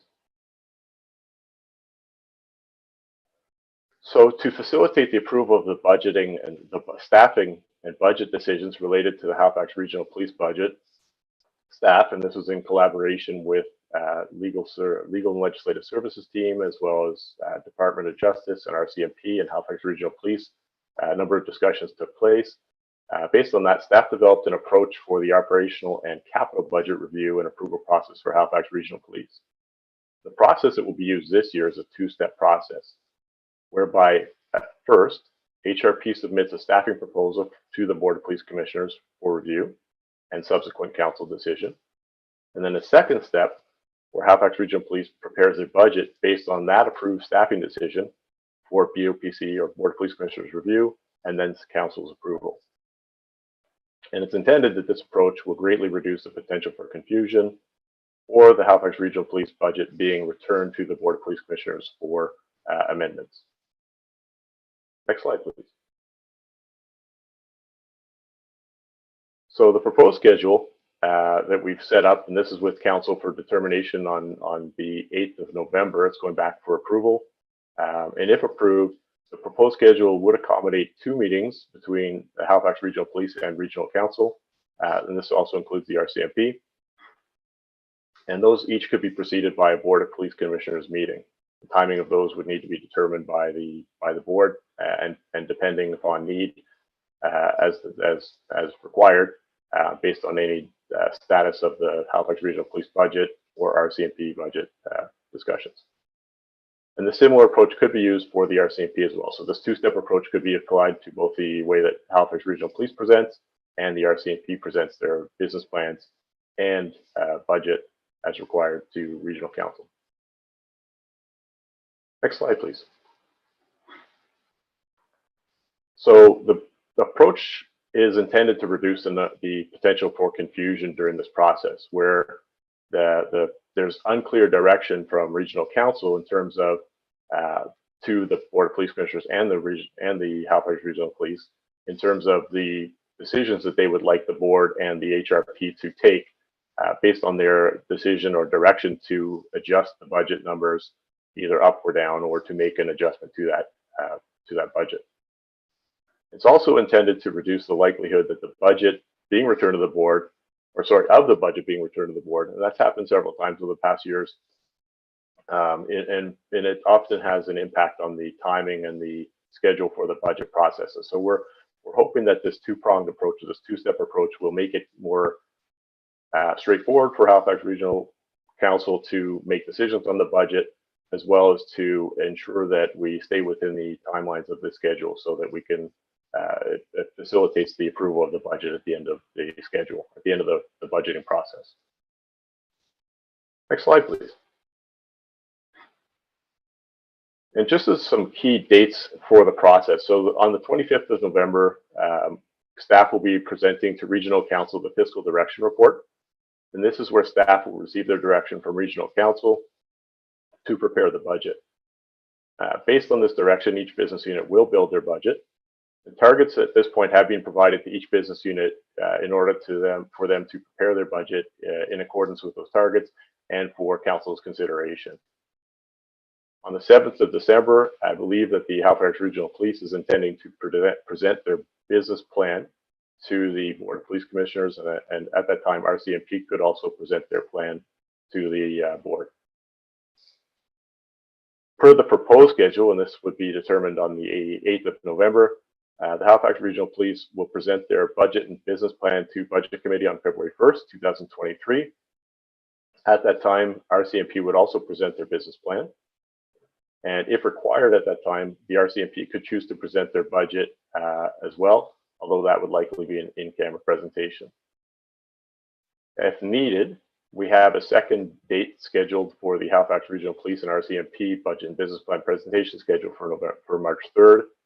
And then if needed to support either of those council meetings on February 1st or March 3rd, there could be a requirement for a Board of Police Commissioners meeting to be scheduled to proceed to either of those meetings. That would need to be arranged on behalf of the board to facilitate that discussion and ensure that the presentations are as the board and the police departments see fit. So that's the proposed approach. It's a two-pronged approach where we use two meetings for Regional Council to make decisions on the police plan and the budget and the proposed RCMP business plan and budget. At this point, we'd like to entertain any questions you might have, and we'll go from there. Thank you. Thank you. Going with Commissioner Frickson. Thank you. I guess I have a number of questions, if that's all right. So this staff report, obviously derived immediately from motions from council, but it was my motion from the board that requested that council make those motions. And as you said, there were two parts, right? The one is in respect to a process, and the second was with respect to jurisdiction. And so my question, I have sort of a general question of clarification, which is, if this is a proposal that's being presented to the board, and it is the expectation that the board will deliberate about whether they feel this process is appropriate and then make a decision about whether it will be implemented? Or is this process, like whose decision is it whether we move ahead with this new process? So that would be one question. I guess I have another question about jurisdiction, right? So when I brought the motion, there were a couple rationales why I did so, right? The first was I was concerned that we were not in compliance with the Police Act. So the Police Act says under 53.2 that the board shall ensure that the budget prepared by the chief is in keeping with its duties under 55 sub 3. And historically, the board hasn't played a role in reviewing or making decisions about the capital budget. And I was concerned that that was offside the Police Act because the wording of the legislation doesn't distinguish between operational and capital budgets. So I'm trying to figure, I would just like some clarification about where the capital budgeting figures in. What I'm assuming it's at stage 2. But then I guess the other reason that I brought the motion was that there was, disagreement is too strong a word, but there was confusion at the budget meeting about the extent of the board's jurisdiction as it related to the ability of board members to bring amendments to the budget proposal for specific officers, right? So you'll recall that there was a proposal for a certain number of officers and an amendment was brought by me to reduce the number of officers and then increase the number of victim service workers. And there was a question about whether the board was allowed to do that. Our solicitor, Mr. Ward, said that he considered that to be appropriate. I don't want to put words in his mouth, but that's my recollection. So, I mean, the question around jurisdiction, there were still some fairly live issues.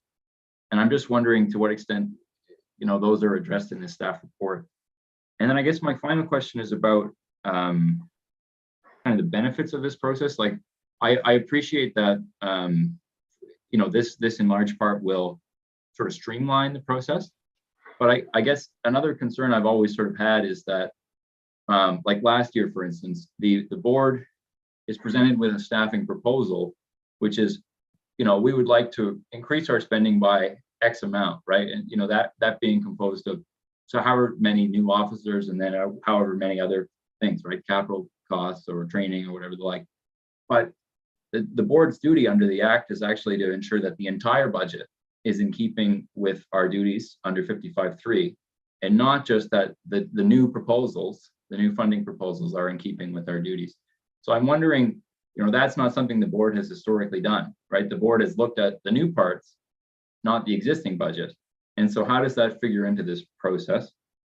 And then I guess the final question, and I apologize for the number of questions, is just about sort of perceived benefits, right? So, you know, boards of police commissioners are created to kind of depoliticize decision-making about policing to an extent, right? Obviously the council has the authority under 37 sub 1 to make decisions about composition. But, you know, police boards have been recognized around Canada as a central pillar of democratic policing, which is the norm of policing in Canada. And so, I mean, the kind of back and forth, right, between council and the board is sort of, I would suggest, sort of fairly normal in a democratic process, right? That there would be some push and pull, and, you know, because there could be circumstances where the board, being independent from council, being an independent statutory committee, wants to go in a different direction from council, and it could be the board's, you know, prerogative to do so. So I guess where I'm wondering is, yes, there are benefits in terms of expediency, but last year I also raised concerns that, you know, these concerns about timeline, you know, to an extent almost encroach on the board's independence, in the sense that the board has to be satisfied that, you know, it's completing its duties, and, you know, that sort of takes the time that it requires. So I guess I'd leave it at that if that's okay. Yeah, maybe I could just start off there, and I think we'll have to get Marty to weigh in a little bit on that, Council or Commissioner Critchley. So, you know, fundamentally, this is just about a procedure in terms of what we feel, in terms of the spirit of the motions that were made, you know, by you, that were then tabled at council by, I think it was Councillor Cleary, and just what staff observed last year. And I can say, you know, what typically happens is, you know, Marty will speak to jurisdictions, but the chief officer presents a budget to the board. The board recommends that to go to council. I think what happened last year is you know, what came forward to council. You know, we have one session built in. I think what we're trying to do here is just build a little bit more runway, that if council wants to put the budget back to the board, that we have that capacity built into the budget process, that it has sufficient time to come back to the board and then be debated, and then go back to council. The benefits, you know, are clear in terms of what Mike laid out. Is that it's I guess within the jurisdiction and the Police Act and the bylaw is to allow for adequate time for those discussions and public participation to take place. I would also say, you know, from a finance point of view, and you know, we've had a couple of meetings with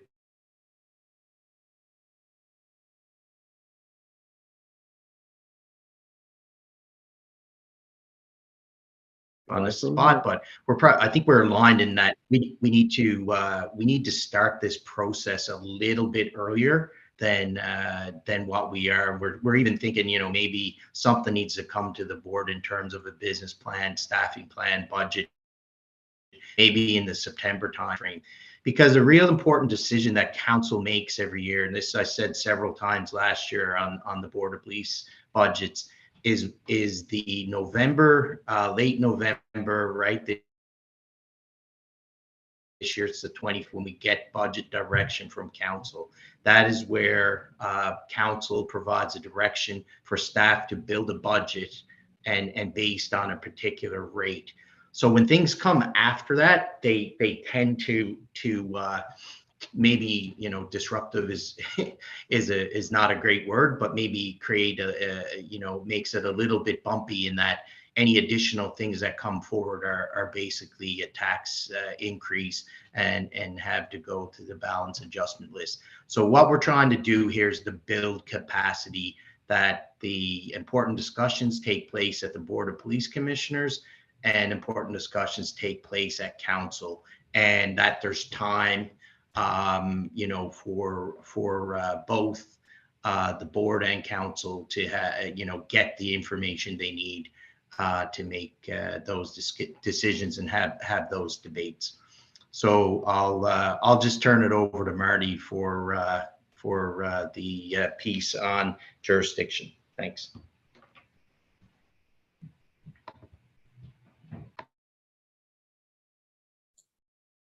Well, I don't know if there's a lot to add to that. Commissioner Critchley, you and I have sort of had a brief discussion on this, and I think we agree that that under the legislation, the board is to consider the entire budget, not just what the changes are from year to year. I think we agree on that, and that that entire budget would also include capital expenses. Right? But I think the intent of this this change in the process was to address the difficulties that have been with council sending the budget back, the commission approving a budget, recommending it to council, and then council sending it back. And council has been limited, as you know, by the police bylaw to either approving it globally or not approving it globally, and not looking at particular line items. So when it's sent back and council's has suggested a reduction, then it's been up to the board to kind of read between the lines or read through council debate what the concern is. I think these changes are designed to make that much more efficient, so that council ultimately has the responsibility to determine what the overall staffing will be. Generally, most increments in budget requests relate to staffing additions. So this process will basically deal with the staffing up front, which should then enable the budget, the remainder of the budget process to go much more smoothly. I think that's the intent of it. So I don't know if there's anything else I can add to that. So, Commissioner, there might be one question that you asked that didn't get addressed, so I'll just come back to you after Commissioner Kent, and you just look through your notes and make sure that everything you had was addressed. Commissioner Kent? Yeah, thank you. So I tend to agree with Commissioner Critchley on this one around restricting our role and limiting our role as a board who is asked to set priorities, is asked to govern and work with our chiefs to appropriately resource the services that we all agree on is right for our communities at this stage. And I totally appreciate the budget process. It's one of the most long and arduous processes that we have as counselors, but as a board of police commissions, I really feel like this is backwards. I understand that we need to get information to council earlier, but why would council be the first ones to have the kick at the can of slicing and dicing it? Because rest assured, that's what will happen. There will be debate on picking it apart, and then it'll come to us with all these directives. And I think that then that will imply a pressure for us to not specifically be open and honest and transparent about the reality of what we see as priorities.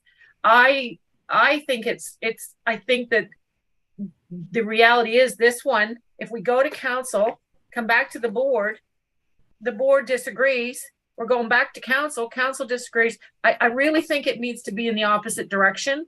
I feel like it's going to be a circle. We understood and do understand that when we get a chance to review it, we know it's going to council and could be kicked back to us. We hope not.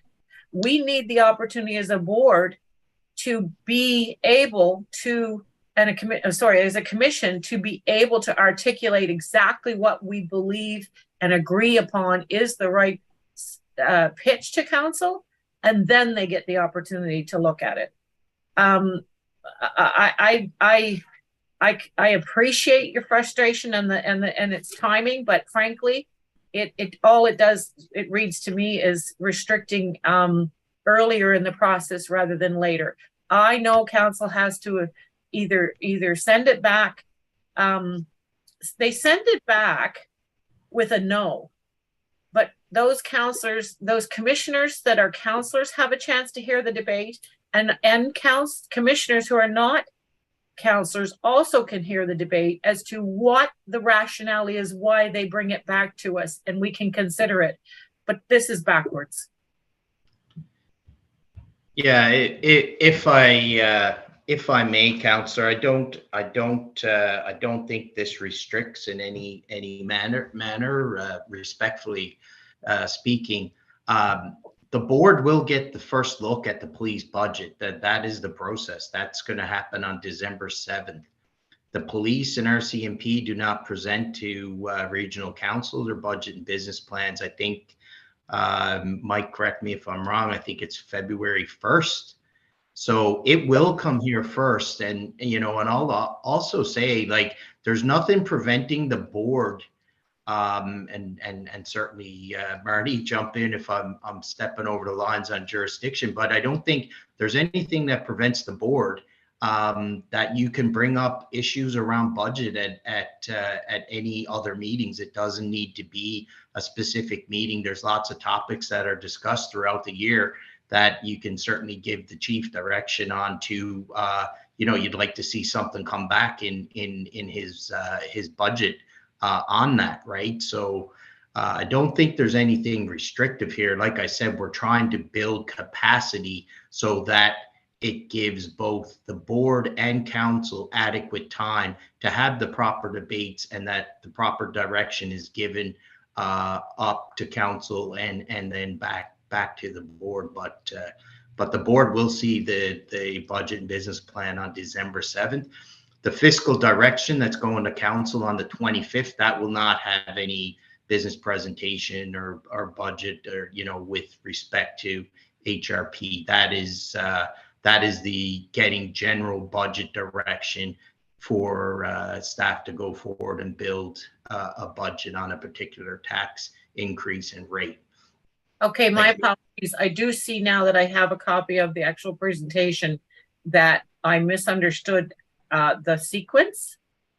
And so I see now, being able to scroll back and forth between the slides, that, yeah, I misunderstood it. So, I can see how we do need to tighten it up. Last year was difficult and we don't want that again. So as long as we as a board have that ability to review and consider it all each time, particularly from the beginning. Yeah, I'm good with that. Thanks for listening. Sorry about that confusion. And I'm gonna jump in because part of my clarification was exactly what was just clarified. So my understanding, Jerry, was what you presented, but I think the confusion is actually coming from what has been presented to us, and it's just a small error that I think is actually a big piece of confusion. So if you look at December 7th in the presentation, it says HRP presents business plan to Board of Police Commissioners / RCMP could also present. What it doesn't say, like it says in February 1st, HRP budget and business plan presentation to Budget Committee, where December 7th, it doesn't say that. So I thought that the process would be still receive the budget on the 7th, but it doesn't say that in the presentation. I think that's where the confusion comes from, because it doesn't actually clearly state that we're going to see the budget on the 7th, on the timeline in the. Yeah. Oh, chain of yeah. events. Okay. Fair enough. Apologies. Apologies for that. So yeah, so that I'm happy about that because I from what I was hearing from some of the members of the public and from commissioners, that the feeling was that council was going to see the budget before the commission did. But what I'm hearing today, and to get clarification, if you just want to give me a yes or a no, that the board will be the first body to see the budget. Yes, that's correct. December 7th is what we have targeted for that. And Chief, I don't know if you have anything to add on that.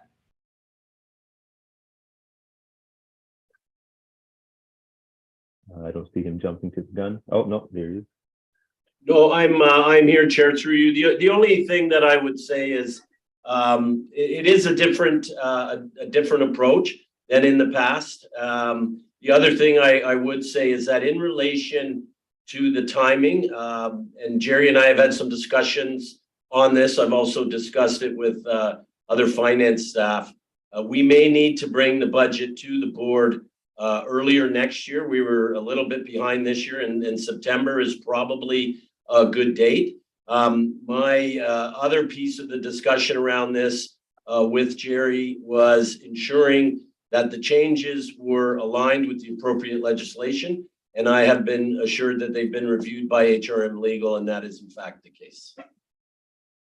Thank you, Chief. No one else is on the list. Okay, Commissioner Ken, I'll go right back to you. Just one quick comment from myself. Yeah. The other piece that Commissioner Critchley talked about was the capital items. So some time ago, I can't remember when, but I know around the time I got on the board, we did adopt the motion that we would receive capital items and operational items as one package at the Board of Police Commissioners. And there's been, since that motion was adopted, there have been times where the capital would actually have to come to us later on because it was not the usual process and it was actually forgotten. So I just want to make sure that on the 7th that we are getting those items as was agreed upon some time ago. Yeah, that direction was pretty clear last year that capital be included. I will, and I just want to say, in terms of capital items for police, it's typically they don't typically, so to speak, own the capital project. Most of police's capital comes from fleet, so that would be under the HRM business unit, property, fleet, and equipment. But we can certainly provide that information in terms of the dollars that'll be going into capital. And I think in my time as CFO and as executive director that had corporate fleet in the past, I think major capital items did come through the Board of Police Commissioners in my time as an executive director. So you can expect to see that, but I don't think there's any major capital outside of the regular equipment recap coming forward. Thank you. Thank you, Commissioner Kent, and then Commissioner Critchley for the second time. I think Marty had something to offer. Is that? Oh, yep. I Sorry, see your hand on. Oh, he put his hand down, so I think. Okay. So I just need some clarification on this one more time. The December 7th, we will be presented with budget and the business plan, but the caveat that is still troubling me a little bit is for informational purposes only, or for informational purposes. Is that implying that this will be an information report added on to an agenda and that we will have it and no discussion, no debate? Or is it still something that we can influence at that stage? Because again, if it isn't influenced by us, then it will go to council without our endorsement potentially. Yeah, I think for informational items would be the RCMP, and I think that's just again a jurisdictional issue. Okay. Right? Yeah. You know, we're trying, what we're trying to do here is, you know, we being respectful of the integrated policing model. It does, you know, Yeah. for I see council, what you're saying. yeah, both the RCMP and HRP present at the same time. We're hoping that RCMP will present, and I had a meeting this morning with Department of Justice, and we did highlight that. So hopefully that the RCMP will come and present at that time as well, along with the chief. Okay, thank you. And yeah, thanks. Commissioner Critchley. Oh, Marty, do you have something else? I only want to add in that last year was a bit of an aberration because we had ongoing collective bargaining with the police union, and we were in interest arbitration into the late end of the year. So I think that affected the whole process. We don't have that. We're safe for the next few years from that. So just wanted to throw that in terms of a complication that some years there would be in the timing. Thank you, Commissioner Critchley, second time. Thanks. I just some further points of clarification I'm hoping for.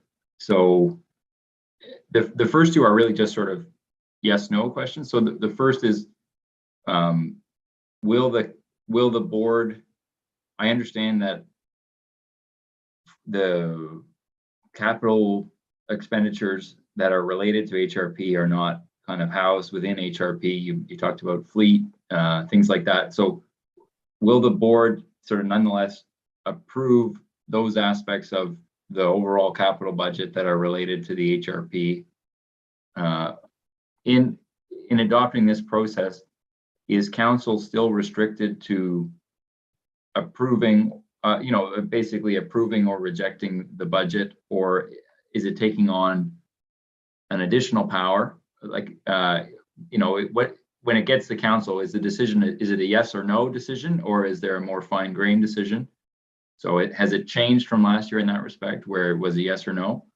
And then I guess my third question is not a yes or no question, but it would just be around sort of public consultation. So, I mean, obviously last year was, it was great. I think everyone agreed that we had a sort of more formalized, much more accessible public consultation process where the public could attend and speak.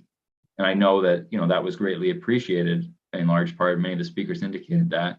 So where does that sort of fit in this two-step process?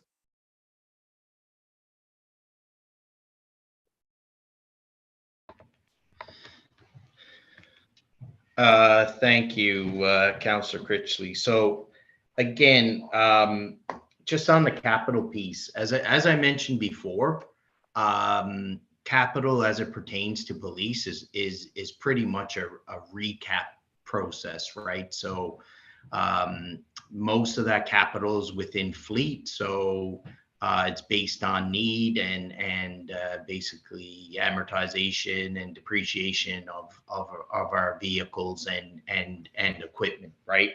So that budget is basically put together by corporate fleet in terms of what they see the need is in terms of the state of the fleet, or if of course we were for example hiring on a bigger complement of officers and we needed to have more cars on the road, that would be something that they would have to address as well, right? So I just want to temper everybody's sort of expectations in terms of what they will see in capital.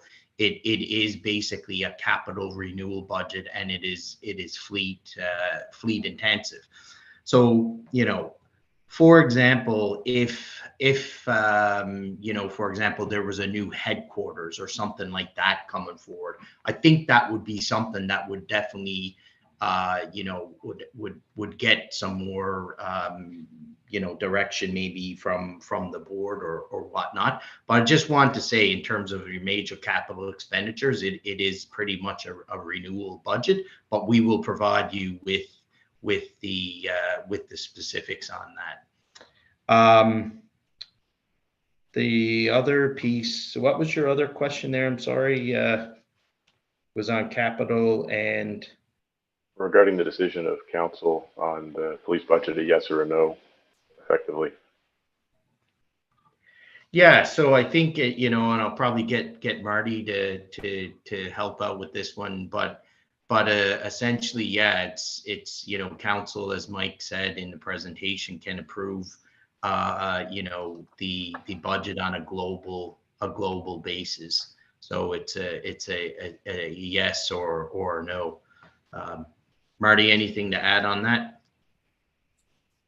Well, it's a yes or no, but it's been a sort of a yes with a breakdown that goes with the yes. Like, what did the yes mean? What did the no mean up till now? And I think what the attempt here is to reduce the amount of uncertainty around that no, and so there'll be less variables once the council has. Once there's some agreement on the staffing, then the budgeting itself should be simpler, I think. That's the idea. That's the attempt. Up till now, it's been a lot of reading between the lines when council has sent it back. But the short answer is overall, yes, it's still within the bylaw. The bylaw, council hasn't changed the bylaw, and it's a global approval or one way or the other, right? All right. And there was a final question on public consultation. Sorry, Mike, to the chair, to the councillor or to the commissioner. Just in terms of the public consultation processes, I believe that the process we follow in previous budget deliberations, where the public has the opportunity to present or to present to both regional council and to the Board of Police Commissioners, as they did last year, would still be in play this year as well. So just on that point, that's what I was gonna highlight. So for the board, we need to think about. We don't have to decide today, but we need to think about: do we want those presentations from the public to be before we receive the information on the? I forget the date. I closed the presentation in November or December. Sorry, what date does it come to the commission first? December 7th. Gotcha. December 7th. So we need to decide if we want to have the public engage with us before December 7th or after December 7th once we have the budget presented to us. So something to think about in the back of your mind. We can talk about that later on, but I just want folks to think about what they think and what they prefer for the public as we move forward for those engagements. So nobody else is on the list. I will leave it at that. Again, thank you both Michael and Jerry for being here today to give us that information and provide that clarity. I think that helped for sure. And going to move on to the next item, which is 10.2.3 Halifax Regional Police 22-23 first quarter financial update.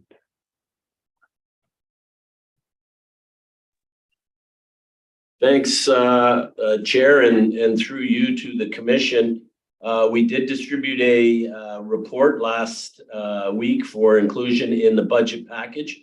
I have Mr. Craig Horton here from our finance department to answer any questions the board may have.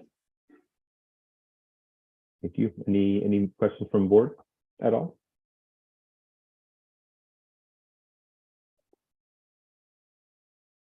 Not seeing any. It's only 4 of us here. I think if there was questions, somebody would have put their hand up. So I don't see anything. Is there, before I move on, is there anything that is worth highlighting, Chief, or we're just good to move on? No, I think it's straightforward at this time, and I'm looking at Mr. Horton, and he's nodding in agreement that it's all inclusive. So. Okay. All right. Thank you. There's nothing to adopt on this item. So moving on to 10.2.4 Halifax Regional Police Strategic Plan Update.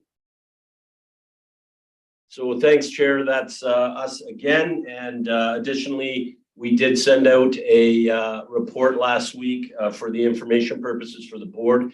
It is consistent with past reporting procedures. We did include the Q1 and now Q2.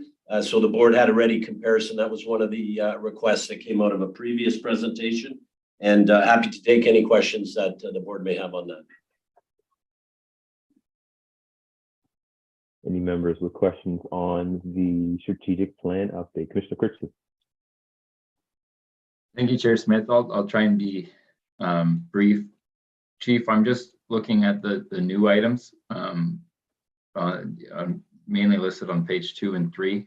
Obviously, a number of these are ones we've talked about at length, the hate crime unit creation, the policy refresh. Very exciting to see the movement there. I wondered if you could say a little bit about the CIT training, so crisis intervention, trauma-informed training. So I'm wondering, you know, maybe I've missed something. It seems sort of could be maybe the first time the board's hearing about it. So just wondering if you could provide a sense, who is the training being delivered by, who is receiving the training, so how many officers so far have received the training. You know, I think this is an issue, obviously, where there's lots of kind of policy dimensions for the board's consideration around responding to wellness calls and individuals in mental health crisis. So any information you have about kind of the background to this training would be really much appreciated. Thanks, Commissioner, and through you, Chair, to the Commission. So crisis intervention training has been around for some time. I don't have the exact numbers that have been trained off the top of my head, but we have been training in it for a number of years. We did get away from it a little bit because of the restrictions through COVID. We are cognizant that we need to get back to that and make sure that our members are trained in appropriate crisis response. And also the area around de-escalation, we are always constantly working on that. And we're also cognizant of the changing expectations of the community and how we respond. The other integrated piece on that is the concept of how we respond generally to mental health calls, crisis calls. We know it is part of the defunding report. We've been very clear from the beginning that we are open to other alternatives, and we're looking forward to the board's involvement in where we go from there and what does that look like. So I can get further details for you. I don't have all of them that you're asking me for today, but I'm happy to get those for you. Thank you, Chief. Yeah, I mean, I would appreciate those details. Can I, just as one basic point, if you don't know, it's fine. Is the training delivered internally, or is there an external contractor who delivers the training? It's presented and delivered internally, but we have external subject matter experts that attend and participate. Capitol Health is involved. Matt White is involved, who we work with on a regular basis to deliver that training. Thank you. Thank you, Commissioner. Anyone else on strategic plan?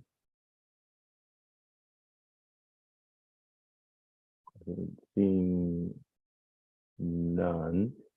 The only one that I had highlighted, and we talked a little bit about this in a previous meeting, and this was the street check report response, and obviously this has relation to the recommendations, et cetera, et cetera. But the one that I'm most curious about is how this reflects on the data collection piece. And that's, I know it's another discussion, but I'm just wondering, as we move forward, how are the discussions related to the data collection, that was recommendation in the Wortley report, and how that affects how your percentage moves up, whether to completion or not? So thanks, Chair. Appreciate the question, and through you to the Commission. As you know, and I've reported many times on the committee that is chaired or co-chaired by Deputy Chief Don McLean and Ms. Kimberly Franklin of the Human Rights Commission, has a broad base of participants on the committee. And then, of course, the report from Dr. Bryan. So we have that, and we're digesting those recommendations. We are also actively working with the Department of Justice on the collection of race-based data and what does that look like provincially.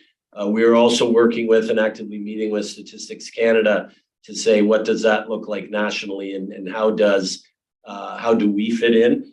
We've also had discussions with the RCMP and NSCPA on the issue of race-based data, and not only race-based data in respect to the criminal element, the people that are charged, that kind of thing, but also where do victims play a role in that, and how does that information get captured? So there's a lot of work being done on that. The other piece is we've had active conversations around the collection of race-based data as it relates to SBOR, or subject behavior officer reports, and collecting the data there. We know there's actively information being gathered in Ontario, so we're paying attention to that, and really across the country. So I say all that to say it is moving. It's not moving exceedingly fast. There are a number of complexities that we have to consider. We are trying to align it also with our internal records management system, which is Versadex for HRP. How does that relate to PROS that is being used by the RCMP outside of HRM? And then how does that relate, if we're doing a provincial model, to Cape Breton and their use of the niche records management system? So it is incremental changes. We try to track it as best we can. There is active dialogue and conversation, and we continue to engage with our partners on that. And I think while it is relatively slow moving, I think it's appropriate that we do an informed and thoughtful approach to ensure that we consider all aspects. Thank you. Commissioner Christie for a second time. Thanks. I would just maybe echo Chair Smith's comments. Obviously, the race-based data collection is an issue we heard about at our last meeting in the presentation. It's one we requested a staff report on. So, obviously it's an area where there are a tremendous number of developments. There's work federally, provincially, and the like. So, I mean, I know you will, Chief, but I just encourage you to try and keep the board as apprised as possible of what's ongoing. And, because I do think that, even as we heard in the presentation last month, the province has accepted the recommendations of the Bryan report, is moving forward with that. But there may be limitations as well with what, Dr. Bryan has recommended. Dr. Jones last month spoke about the need for race-based data as it relates to practice of strip searching, something that's ongoing in the province of Ontario, something that's not contemplated in Dr. Bryan's report. So, I think it's important that the board continues to stay apprised so that, we can be aware of the number of things that are ongoing. And then if there are any gaps that, if not suggesting that there will be, but if there are gaps, that we can act within our mandate to fill them. Yeah, no, I agree with you, Commissioner, and I'll certainly, and through you, Chair, I'll certainly keep the board updated with any substantive information that I have to bring to the table. We are relatively preliminary in that, and that's why I mentioned, and you covered it again, the federal, provincial, and even municipal aspects of it. And there is a lot of complexities, and I think at the end of the day, we want to do it right. We want to do it appropriate, and we want to make sure that that we're all at the table to contribute. Because to your point, Dr. Bryan has suggested some things, but not some others. Statistics Canada is seeing some things in the same way of Dr. Bryan, and then adding additional information. And then, of course, our colleagues at the RCMP and across the province have to be considered in regards to communities and how do communities be reflected. And I'm sure this won't be lost on you. There's a training component to it, primarily for officers. Do we go with self-identification or do we, and do we go with officer identification, and what does that look like? So, and then how do we train our people appropriately to make sure that they're making the appropriate designations and capturing the information properly so it's useful and has value. But to your point, we'll absolutely keep the board updated. Thank you both. All right, moving on to our next item. There's nothing to adopt on this, so we're going to 10.3, members of Board of Police Commissioners. 10.3.1, Commissioner Blackburn, Board of Police Commissioners Working Group update. And Commissioner Blackburn, the floor is yours. Thank you very much, Mr. Chair. And so just to give a little bit of background. So after receiving the Dr. Jones report on detasking police, Commissioners Akindochu, Kent, and I volunteered to form a working group to look at the recommendations, the 36 recommendations. Our goal was to sort them out, establish which orders of government should take the lead, and look at each one using some key pillars. We met on 4 occasions. July 26th, August 15th, September 6th, and September 23rd. And each recommendation was assessed using the following four key pillars. We asked, who are the partners, including governmental bodies, responsible to accomplish the recommendations? We looked at who is the right partner to take the lead in accomplishing the recommendation. We asked, what role is there for HRM in accomplishing that recommendation? And what is the role for the Board of Police Commission? So part of our work also included writing up a draft terms of reference for the subcommittee that would take on the job of implementing the 36 recommendations. After completing our work and completing a draft report, we submitted it to the clerk's office, and it was circulated through legal. And it was suggested that it might be a better idea to make this subcommittee one of regional council as opposed to one of the Board of Police Commission. And there are several reasons why this does make sense. It would allow for a combination of, two levels of jurisdiction, HRM Council and the Board of Police Commission. It would also allow for the intersection with current police reviews directed by council. There are several police reviews and reports that are pending, including one on HRP, RCMP services. Of course, we've got the Dr. Jones report. We've got the public safety strategy, a police review, and the provincial government is doing a review now as well. So, we thought it might be an opportunity to allow an intersection with all of those reviews that are currently taking place. It wouldn't deprive the commission of its jurisdiction to address those matters that are within our purview, and a committee of council would also have more resources at its disposal. So after discussing this with Commissioners Kent and Akindoju, they both agreed that this might be a way forward. And if the group agrees to this approach, I do have a motion prepared that can go with the report to council. So I'll put the motion in the chat and leave it there for comments, conversation, and to start the debate, I guess, more than anything. If you don't mind, if you want to just put the motion on the floor, and we can just go from there. Okay, sure. All right, I've put it in the chat, and it reads as follows. That the Board of Police Commission recommend to Regional Council the formation of a committee of council to work on the recommendations of the Dr. L. Jones report on detasking police. 1, the role of the subcommittee will be to review the report recommendations in line with the working group's report and determine how each recommendation could be implemented.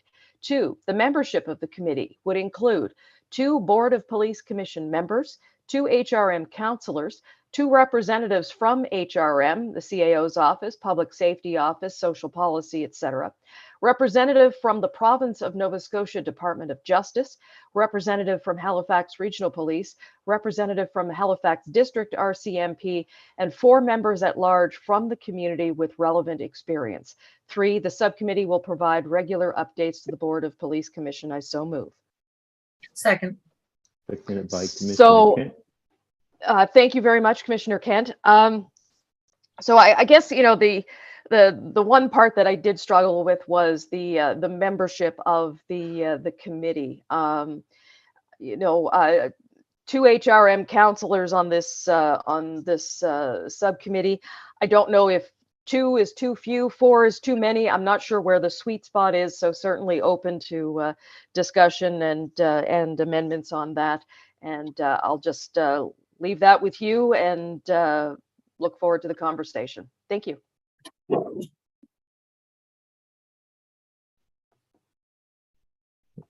right, folks. Commissioner Kent. Yeah, thank you. Thank you, Lisa, for that. We did have quite a lot of conversations around this, how to best approach it, to be frank, and how to, excuse me, as I stated earlier in the presentation that was earlier around this particular report, it is important that we are clear about what our capacity as a board is to facilitate these kinds of changes. And although, and I didn't continue on down the road of, although, you know, we have a great interest in considering some of these changes, we are limited to the ability to direct council, direct the province, direct service providers to be open to the consideration, to come to the table with the resources required to execute them. There's a lot of work that still has to be done that this board does not have administrative capacity to do. We still would be a table at have representation at a potential table that might come out of this, a committee of council. Council definitely has the budgetary capacity to potentially support that. We have, as Commissioner Blackburn has noted, that, you know, there are so many interplaying and intersecting focuses on achieving a lot of the change that's in here. There is a momentum within our communities, our service agents. I hope that at other levels of government, certainly within the municipality and on council, and certainly here at this table, we recognize that.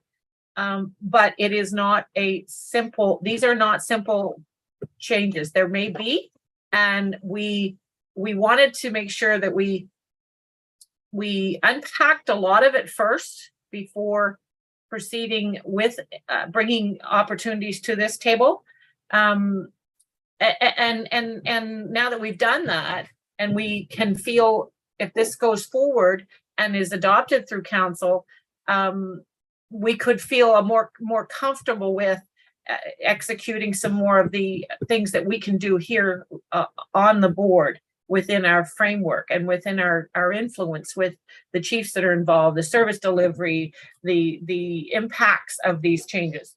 So I support it. I did send a note to Andrea to see if we could actually get, or perhaps Lisa, you could send us, can we get a copy of your motion that we in email so that we actually can see the whole thing in its entirety? And scrolling up and down it's not giving me a good concept of what it is you just put on the floor. I am happy to second it, but I want to be more informed on the actual wording. I tend to take that that's the rubber meat in the road when you see the motion. So thank you. And just as a follow-up, I've just emailed you, Commissioner Kent and Commissioner Critchley and Commissioner Smith, the motion, and the clerk's office. I also emailed them earlier today with the motion, so they have it as well. Thank you. Thank you, Commissioner Critchley. Thank you, Chair Smith. I guess I just want to make some comments for the purpose of the record, and maybe for the purpose of the public as well. Like, I think it's not lost on anyone that, you know, largely before I was a member of the board, I assisted in the writing of this report. You know, I've in the past been more than happy to declare a conflict if motions are related to the substance of the report. I see this motion basically as sort of procedural in nature, right? It's making a recommendation that council can choose to accept or reject as it sees fit. It's not providing an opinion on any of the recommendations in Dr. Jones's report. So I think with that in mind, I wanted to provide that information just as a background and explanation as to why I did not declare a conflict in this case. I'm fully in support. I agree that you know, there's a need for a kind of open forum where these discussions can take place, and you know, I hope that this committee of council will allow that to happen. So I think I'd leave it at that.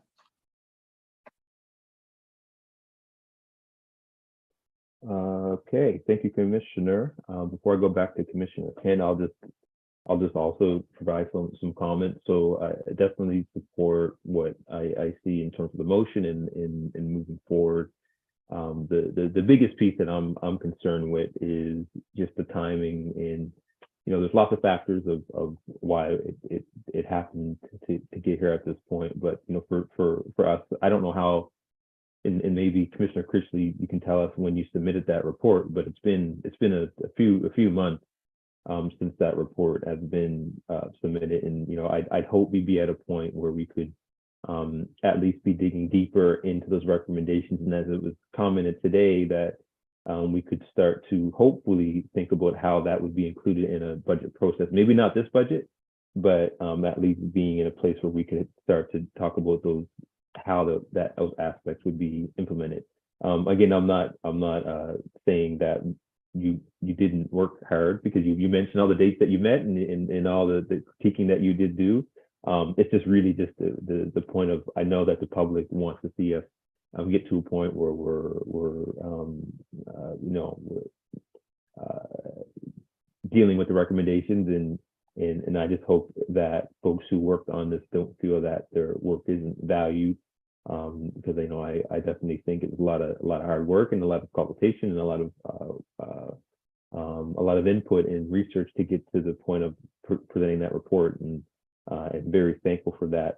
I just hope that with this new committee, if council does agree to move forward with it, that we can look at ways to, and I want to say streamline, because that can sometimes be felt as rushing, but really put some strict timelines on them as a group to move forward, as not as fast as possible, but in a way that we can start to have movement. So that's really it. Again, thank you all for taking on the work, and I just hope with this new body that allows that we can put some timelines on ourselves. And I'll say ourselves as the Royal R.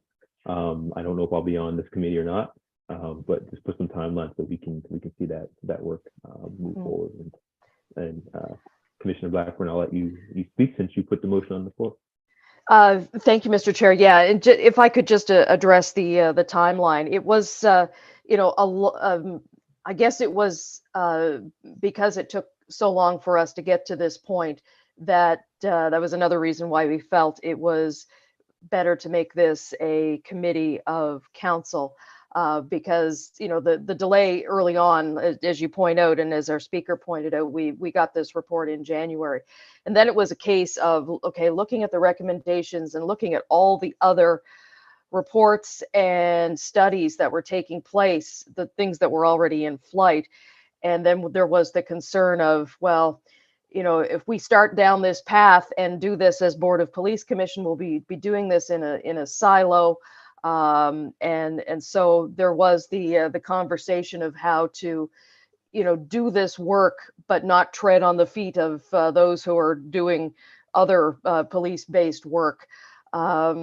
I think, I think the work that this working group did was valuable in that, as you point out, we sort of saw our work as unpacking and setting the table, so that when the subcommittee forms, they can get right down to business. And so, our goal was to make it a little bit easier for the members of the subcommittee to do their work and get the traction that they need to get those recommendations implemented. So point taken for sure. But we're hoping that ultimately this will make sure that the recommendations are addressed in a more timely manner. Thank you.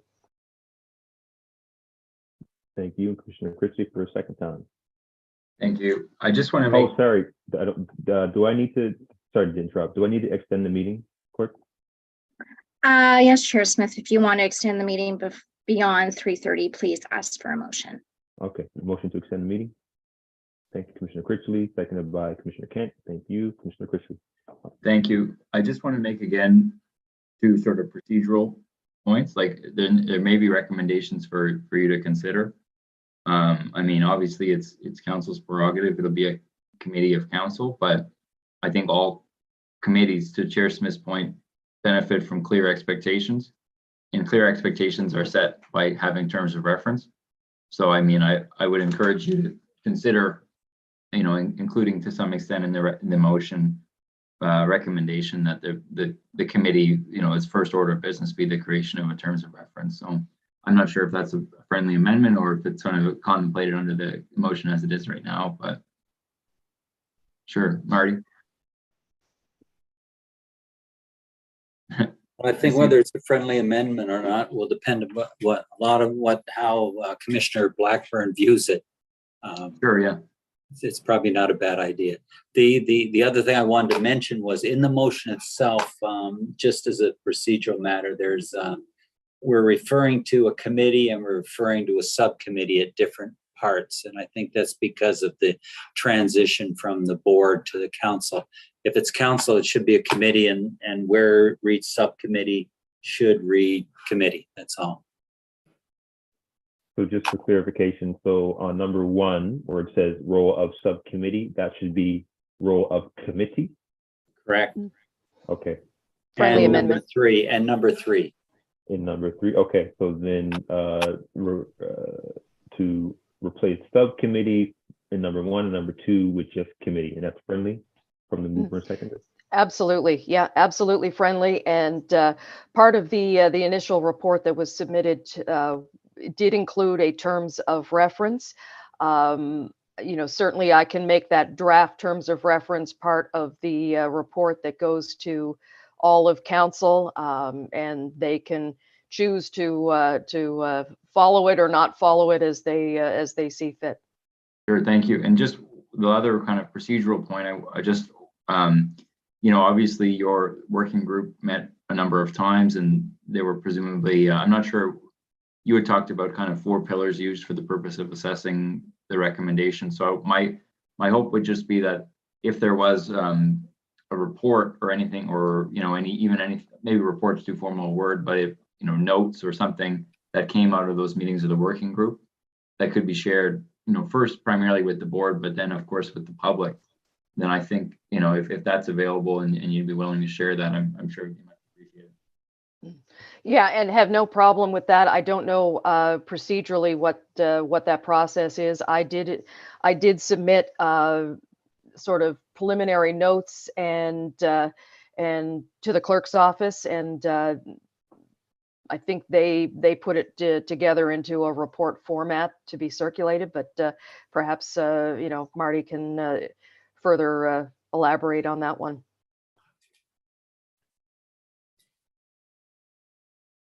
Sorry, Marty, do you have anything further on that? Just a second here. Is my mic open? Yep, you're good. Okay, all right. Perhaps I need to hear that again from Commissioner Critchley, exactly what he's looking for and whether he thinks it should be added to the motion here. Oh, no, just to clarify, Commissioner Blackburn had talked about the working group. So Commissioner Akinduju, Commissioner Kendon, and herself had met on several occasions and had sort of engaged in some deliberations and review of the each of the recommendations, and that there was some sort of written document that was now going to be given over to council and this committee to support their work.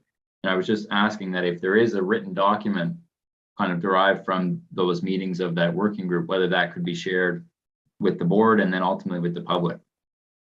Yeah, I don't think you need that in the motion. I think No, if you've yeah, I got don't think so, Commissioner sir. Blackburn's undertaking to do that, I think you're fine.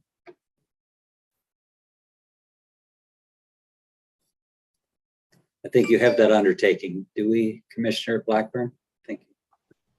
No, I think what he's looking for is not to have it in the motion, but I think he just wants to have a look at what I sent to the clerk's office, the notes that were to be put into a report format. Right. My understanding is that you've given that undertaking to basically make that available. Yeah, I mean, I can certainly make that available for sure. Or through the clerk's office, whatever. Yeah, yeah. Sure. Yeah, I don't think it needs to be in the motion. I agree with that. That's fine. Commissioner Kent, second time. Yeah, I think also I always had great respect and trust in Commissioner Blackburn and her abilities, but I've not seen the terms of reference. And I think that would be helpful for us each to have. So we are fully apprised of what is being sent forward. I think it couldn't hurt for the consideration of council to even see the work that we have done on this level. I think that some good work has been fleshed out that could be beneficial to any working group that is established, so, or any committee that is established. So if we could include that at the right time, it may, obviously council has to endorse the idea of it to move forward. And maybe in the meantime, Lisa, if you could share the terms of reference with us. Absolutely. So with that, since everybody has spoken twice, I'll ask for a question on the motion and that's on the floor or on the screen. Question? Questions to the call. All those in favor say aye. Aye. Aye. Opposed, say nay. All right, that's the motion.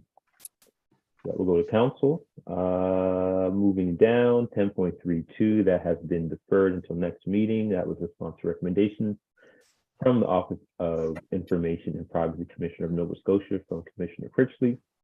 10.33, Commissioner Critchley, creation of governance subcommittee. And I believe the title has changed on this, but the motion has, I think, stayed the same. But Commissioner Critchley, I'll let you speak to that.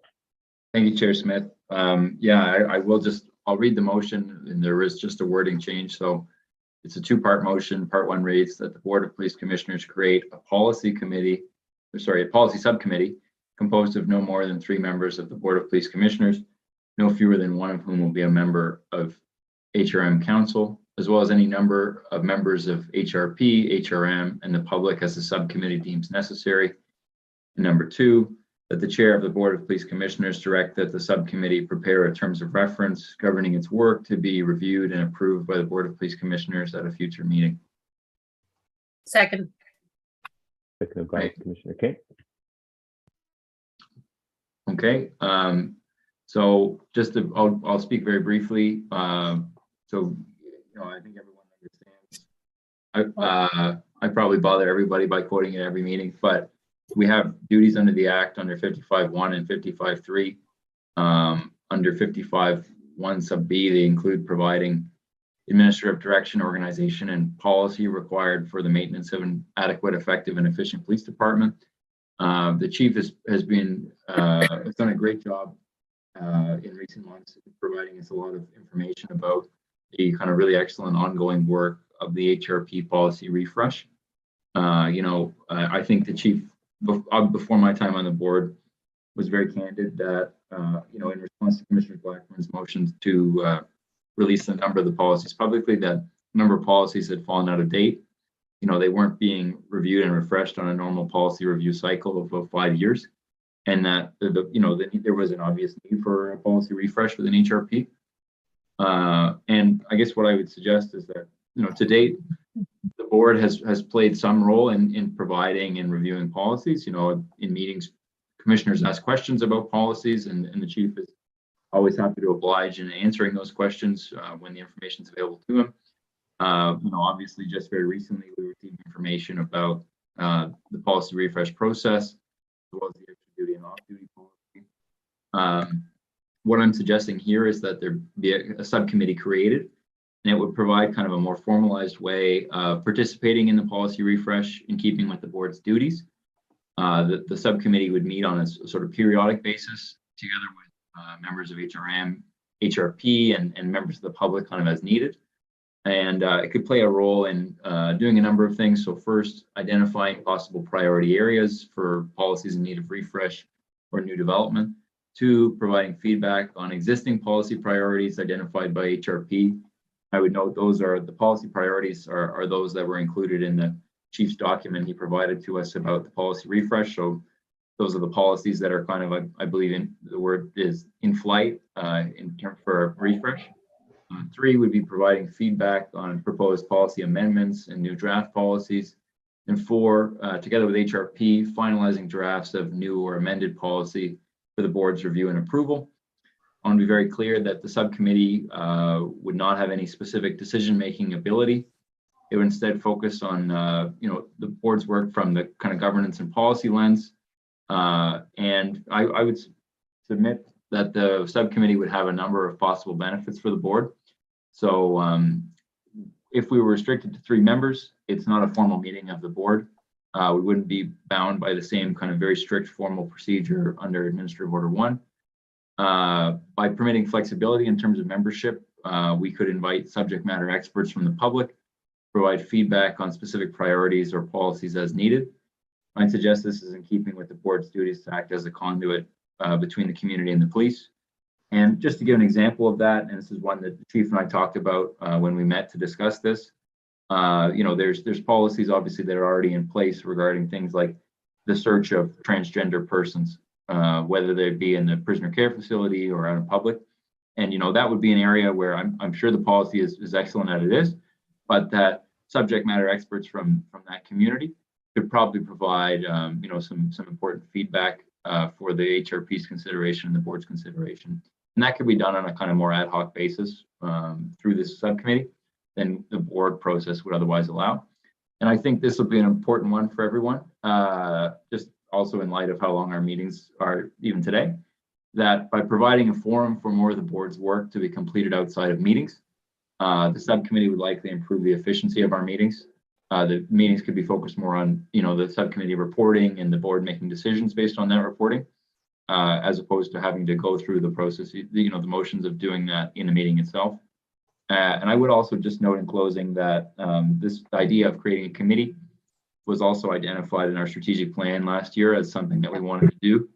So again, it's kind of in furtherance of that. And I will just say, I know I said one final point, but one final point that Mr. Giles, the Commissioner Giles and I had a really productive meeting with Chief Kinsella and Nira from his office. And we talked about this and we hashed it out. And so my hope is that what I presented here kind of reflects that discussion and reflects, where the chief's mind was as well. And, I'd be happy to get his input as well as he sees fit. So subject to any questions, those would be kind of my comments. Thank you, Commissioner. Commissioner Kent. Yeah, thank you. I'm happy to support this motion. I'm glad to see the change in the policy. I had some concerns around the governance piece because the board really is the overarching, has that full responsibility within the full board. But this I think is absolutely the right step for our commission. Structure around policy development, that's what this creates. We have a new staff person coming forward that has the potential to do some of the research on it, the policy drafting, connectivity to public stakeholders that could influence and inform the policy development. I think that all of that can go part and parcel. I really appreciate that it is in keeping with our strategic priorities and all of the potential way that this policy development could inform our strategic priorities for future years as well is I think really helpful.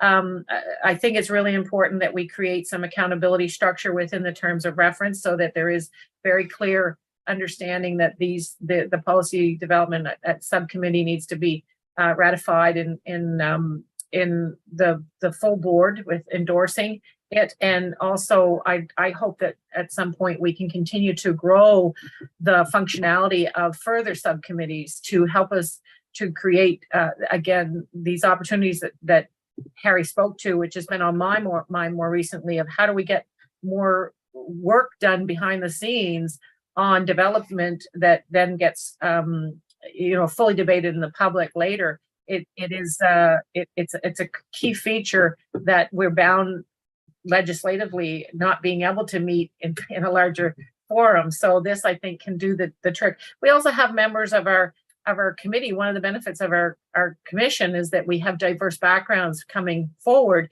And I really appreciate the opportunity for us to each of us to attach to some of these types of committees.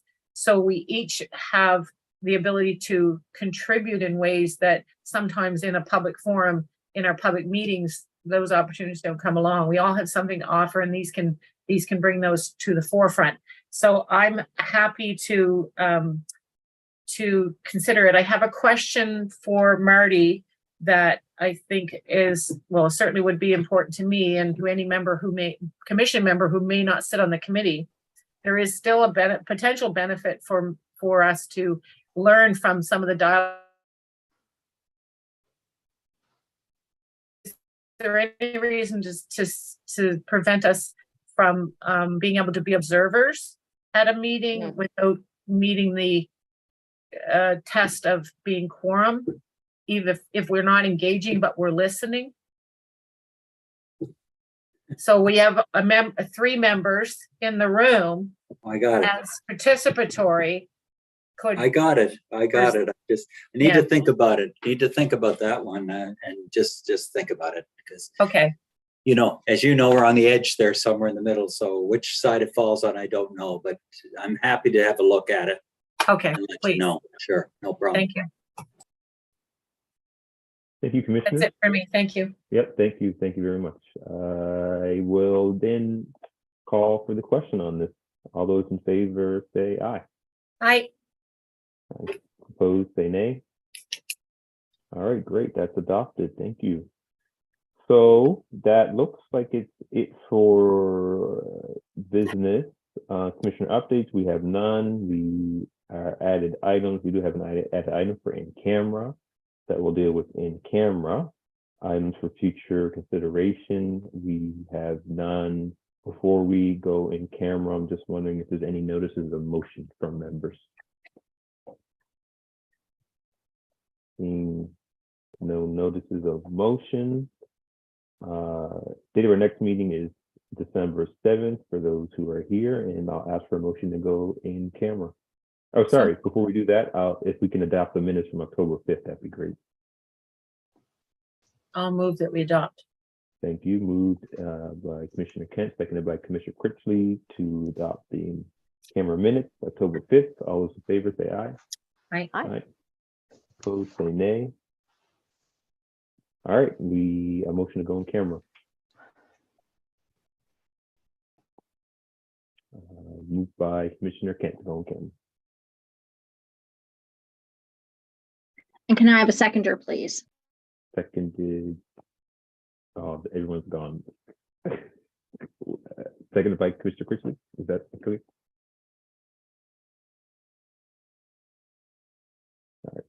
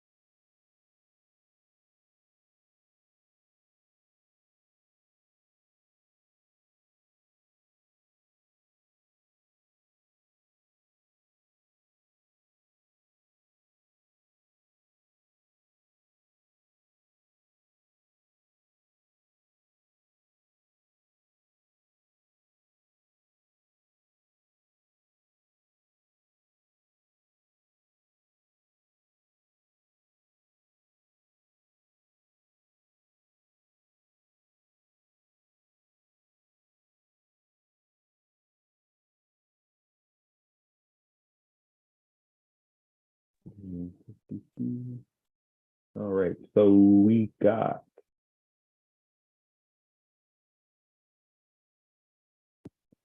everybody. All right, let's start the meeting.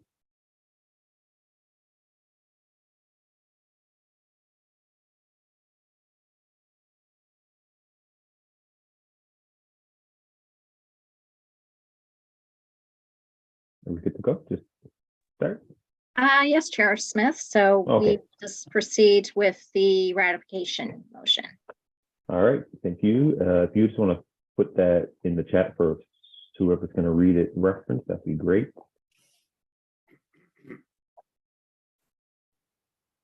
All right, who wants to read that, please? I can do that, Mr. Chair. Thank you.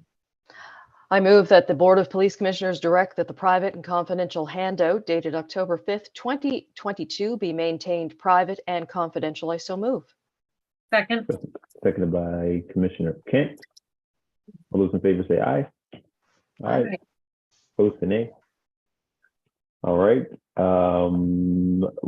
Again, our next meeting is December 7th, 2022, and call for a mover to adjourn. I moved. Thank you. Adjourned by Commissioner Kent. Thanks again, everybody. Great day as always. Until next Good. time. Great job. Thanks, Marty. Take care. Have a Thank good you. evening. Thanks, Thank you, Andrea. Andrea. Bye. Bye.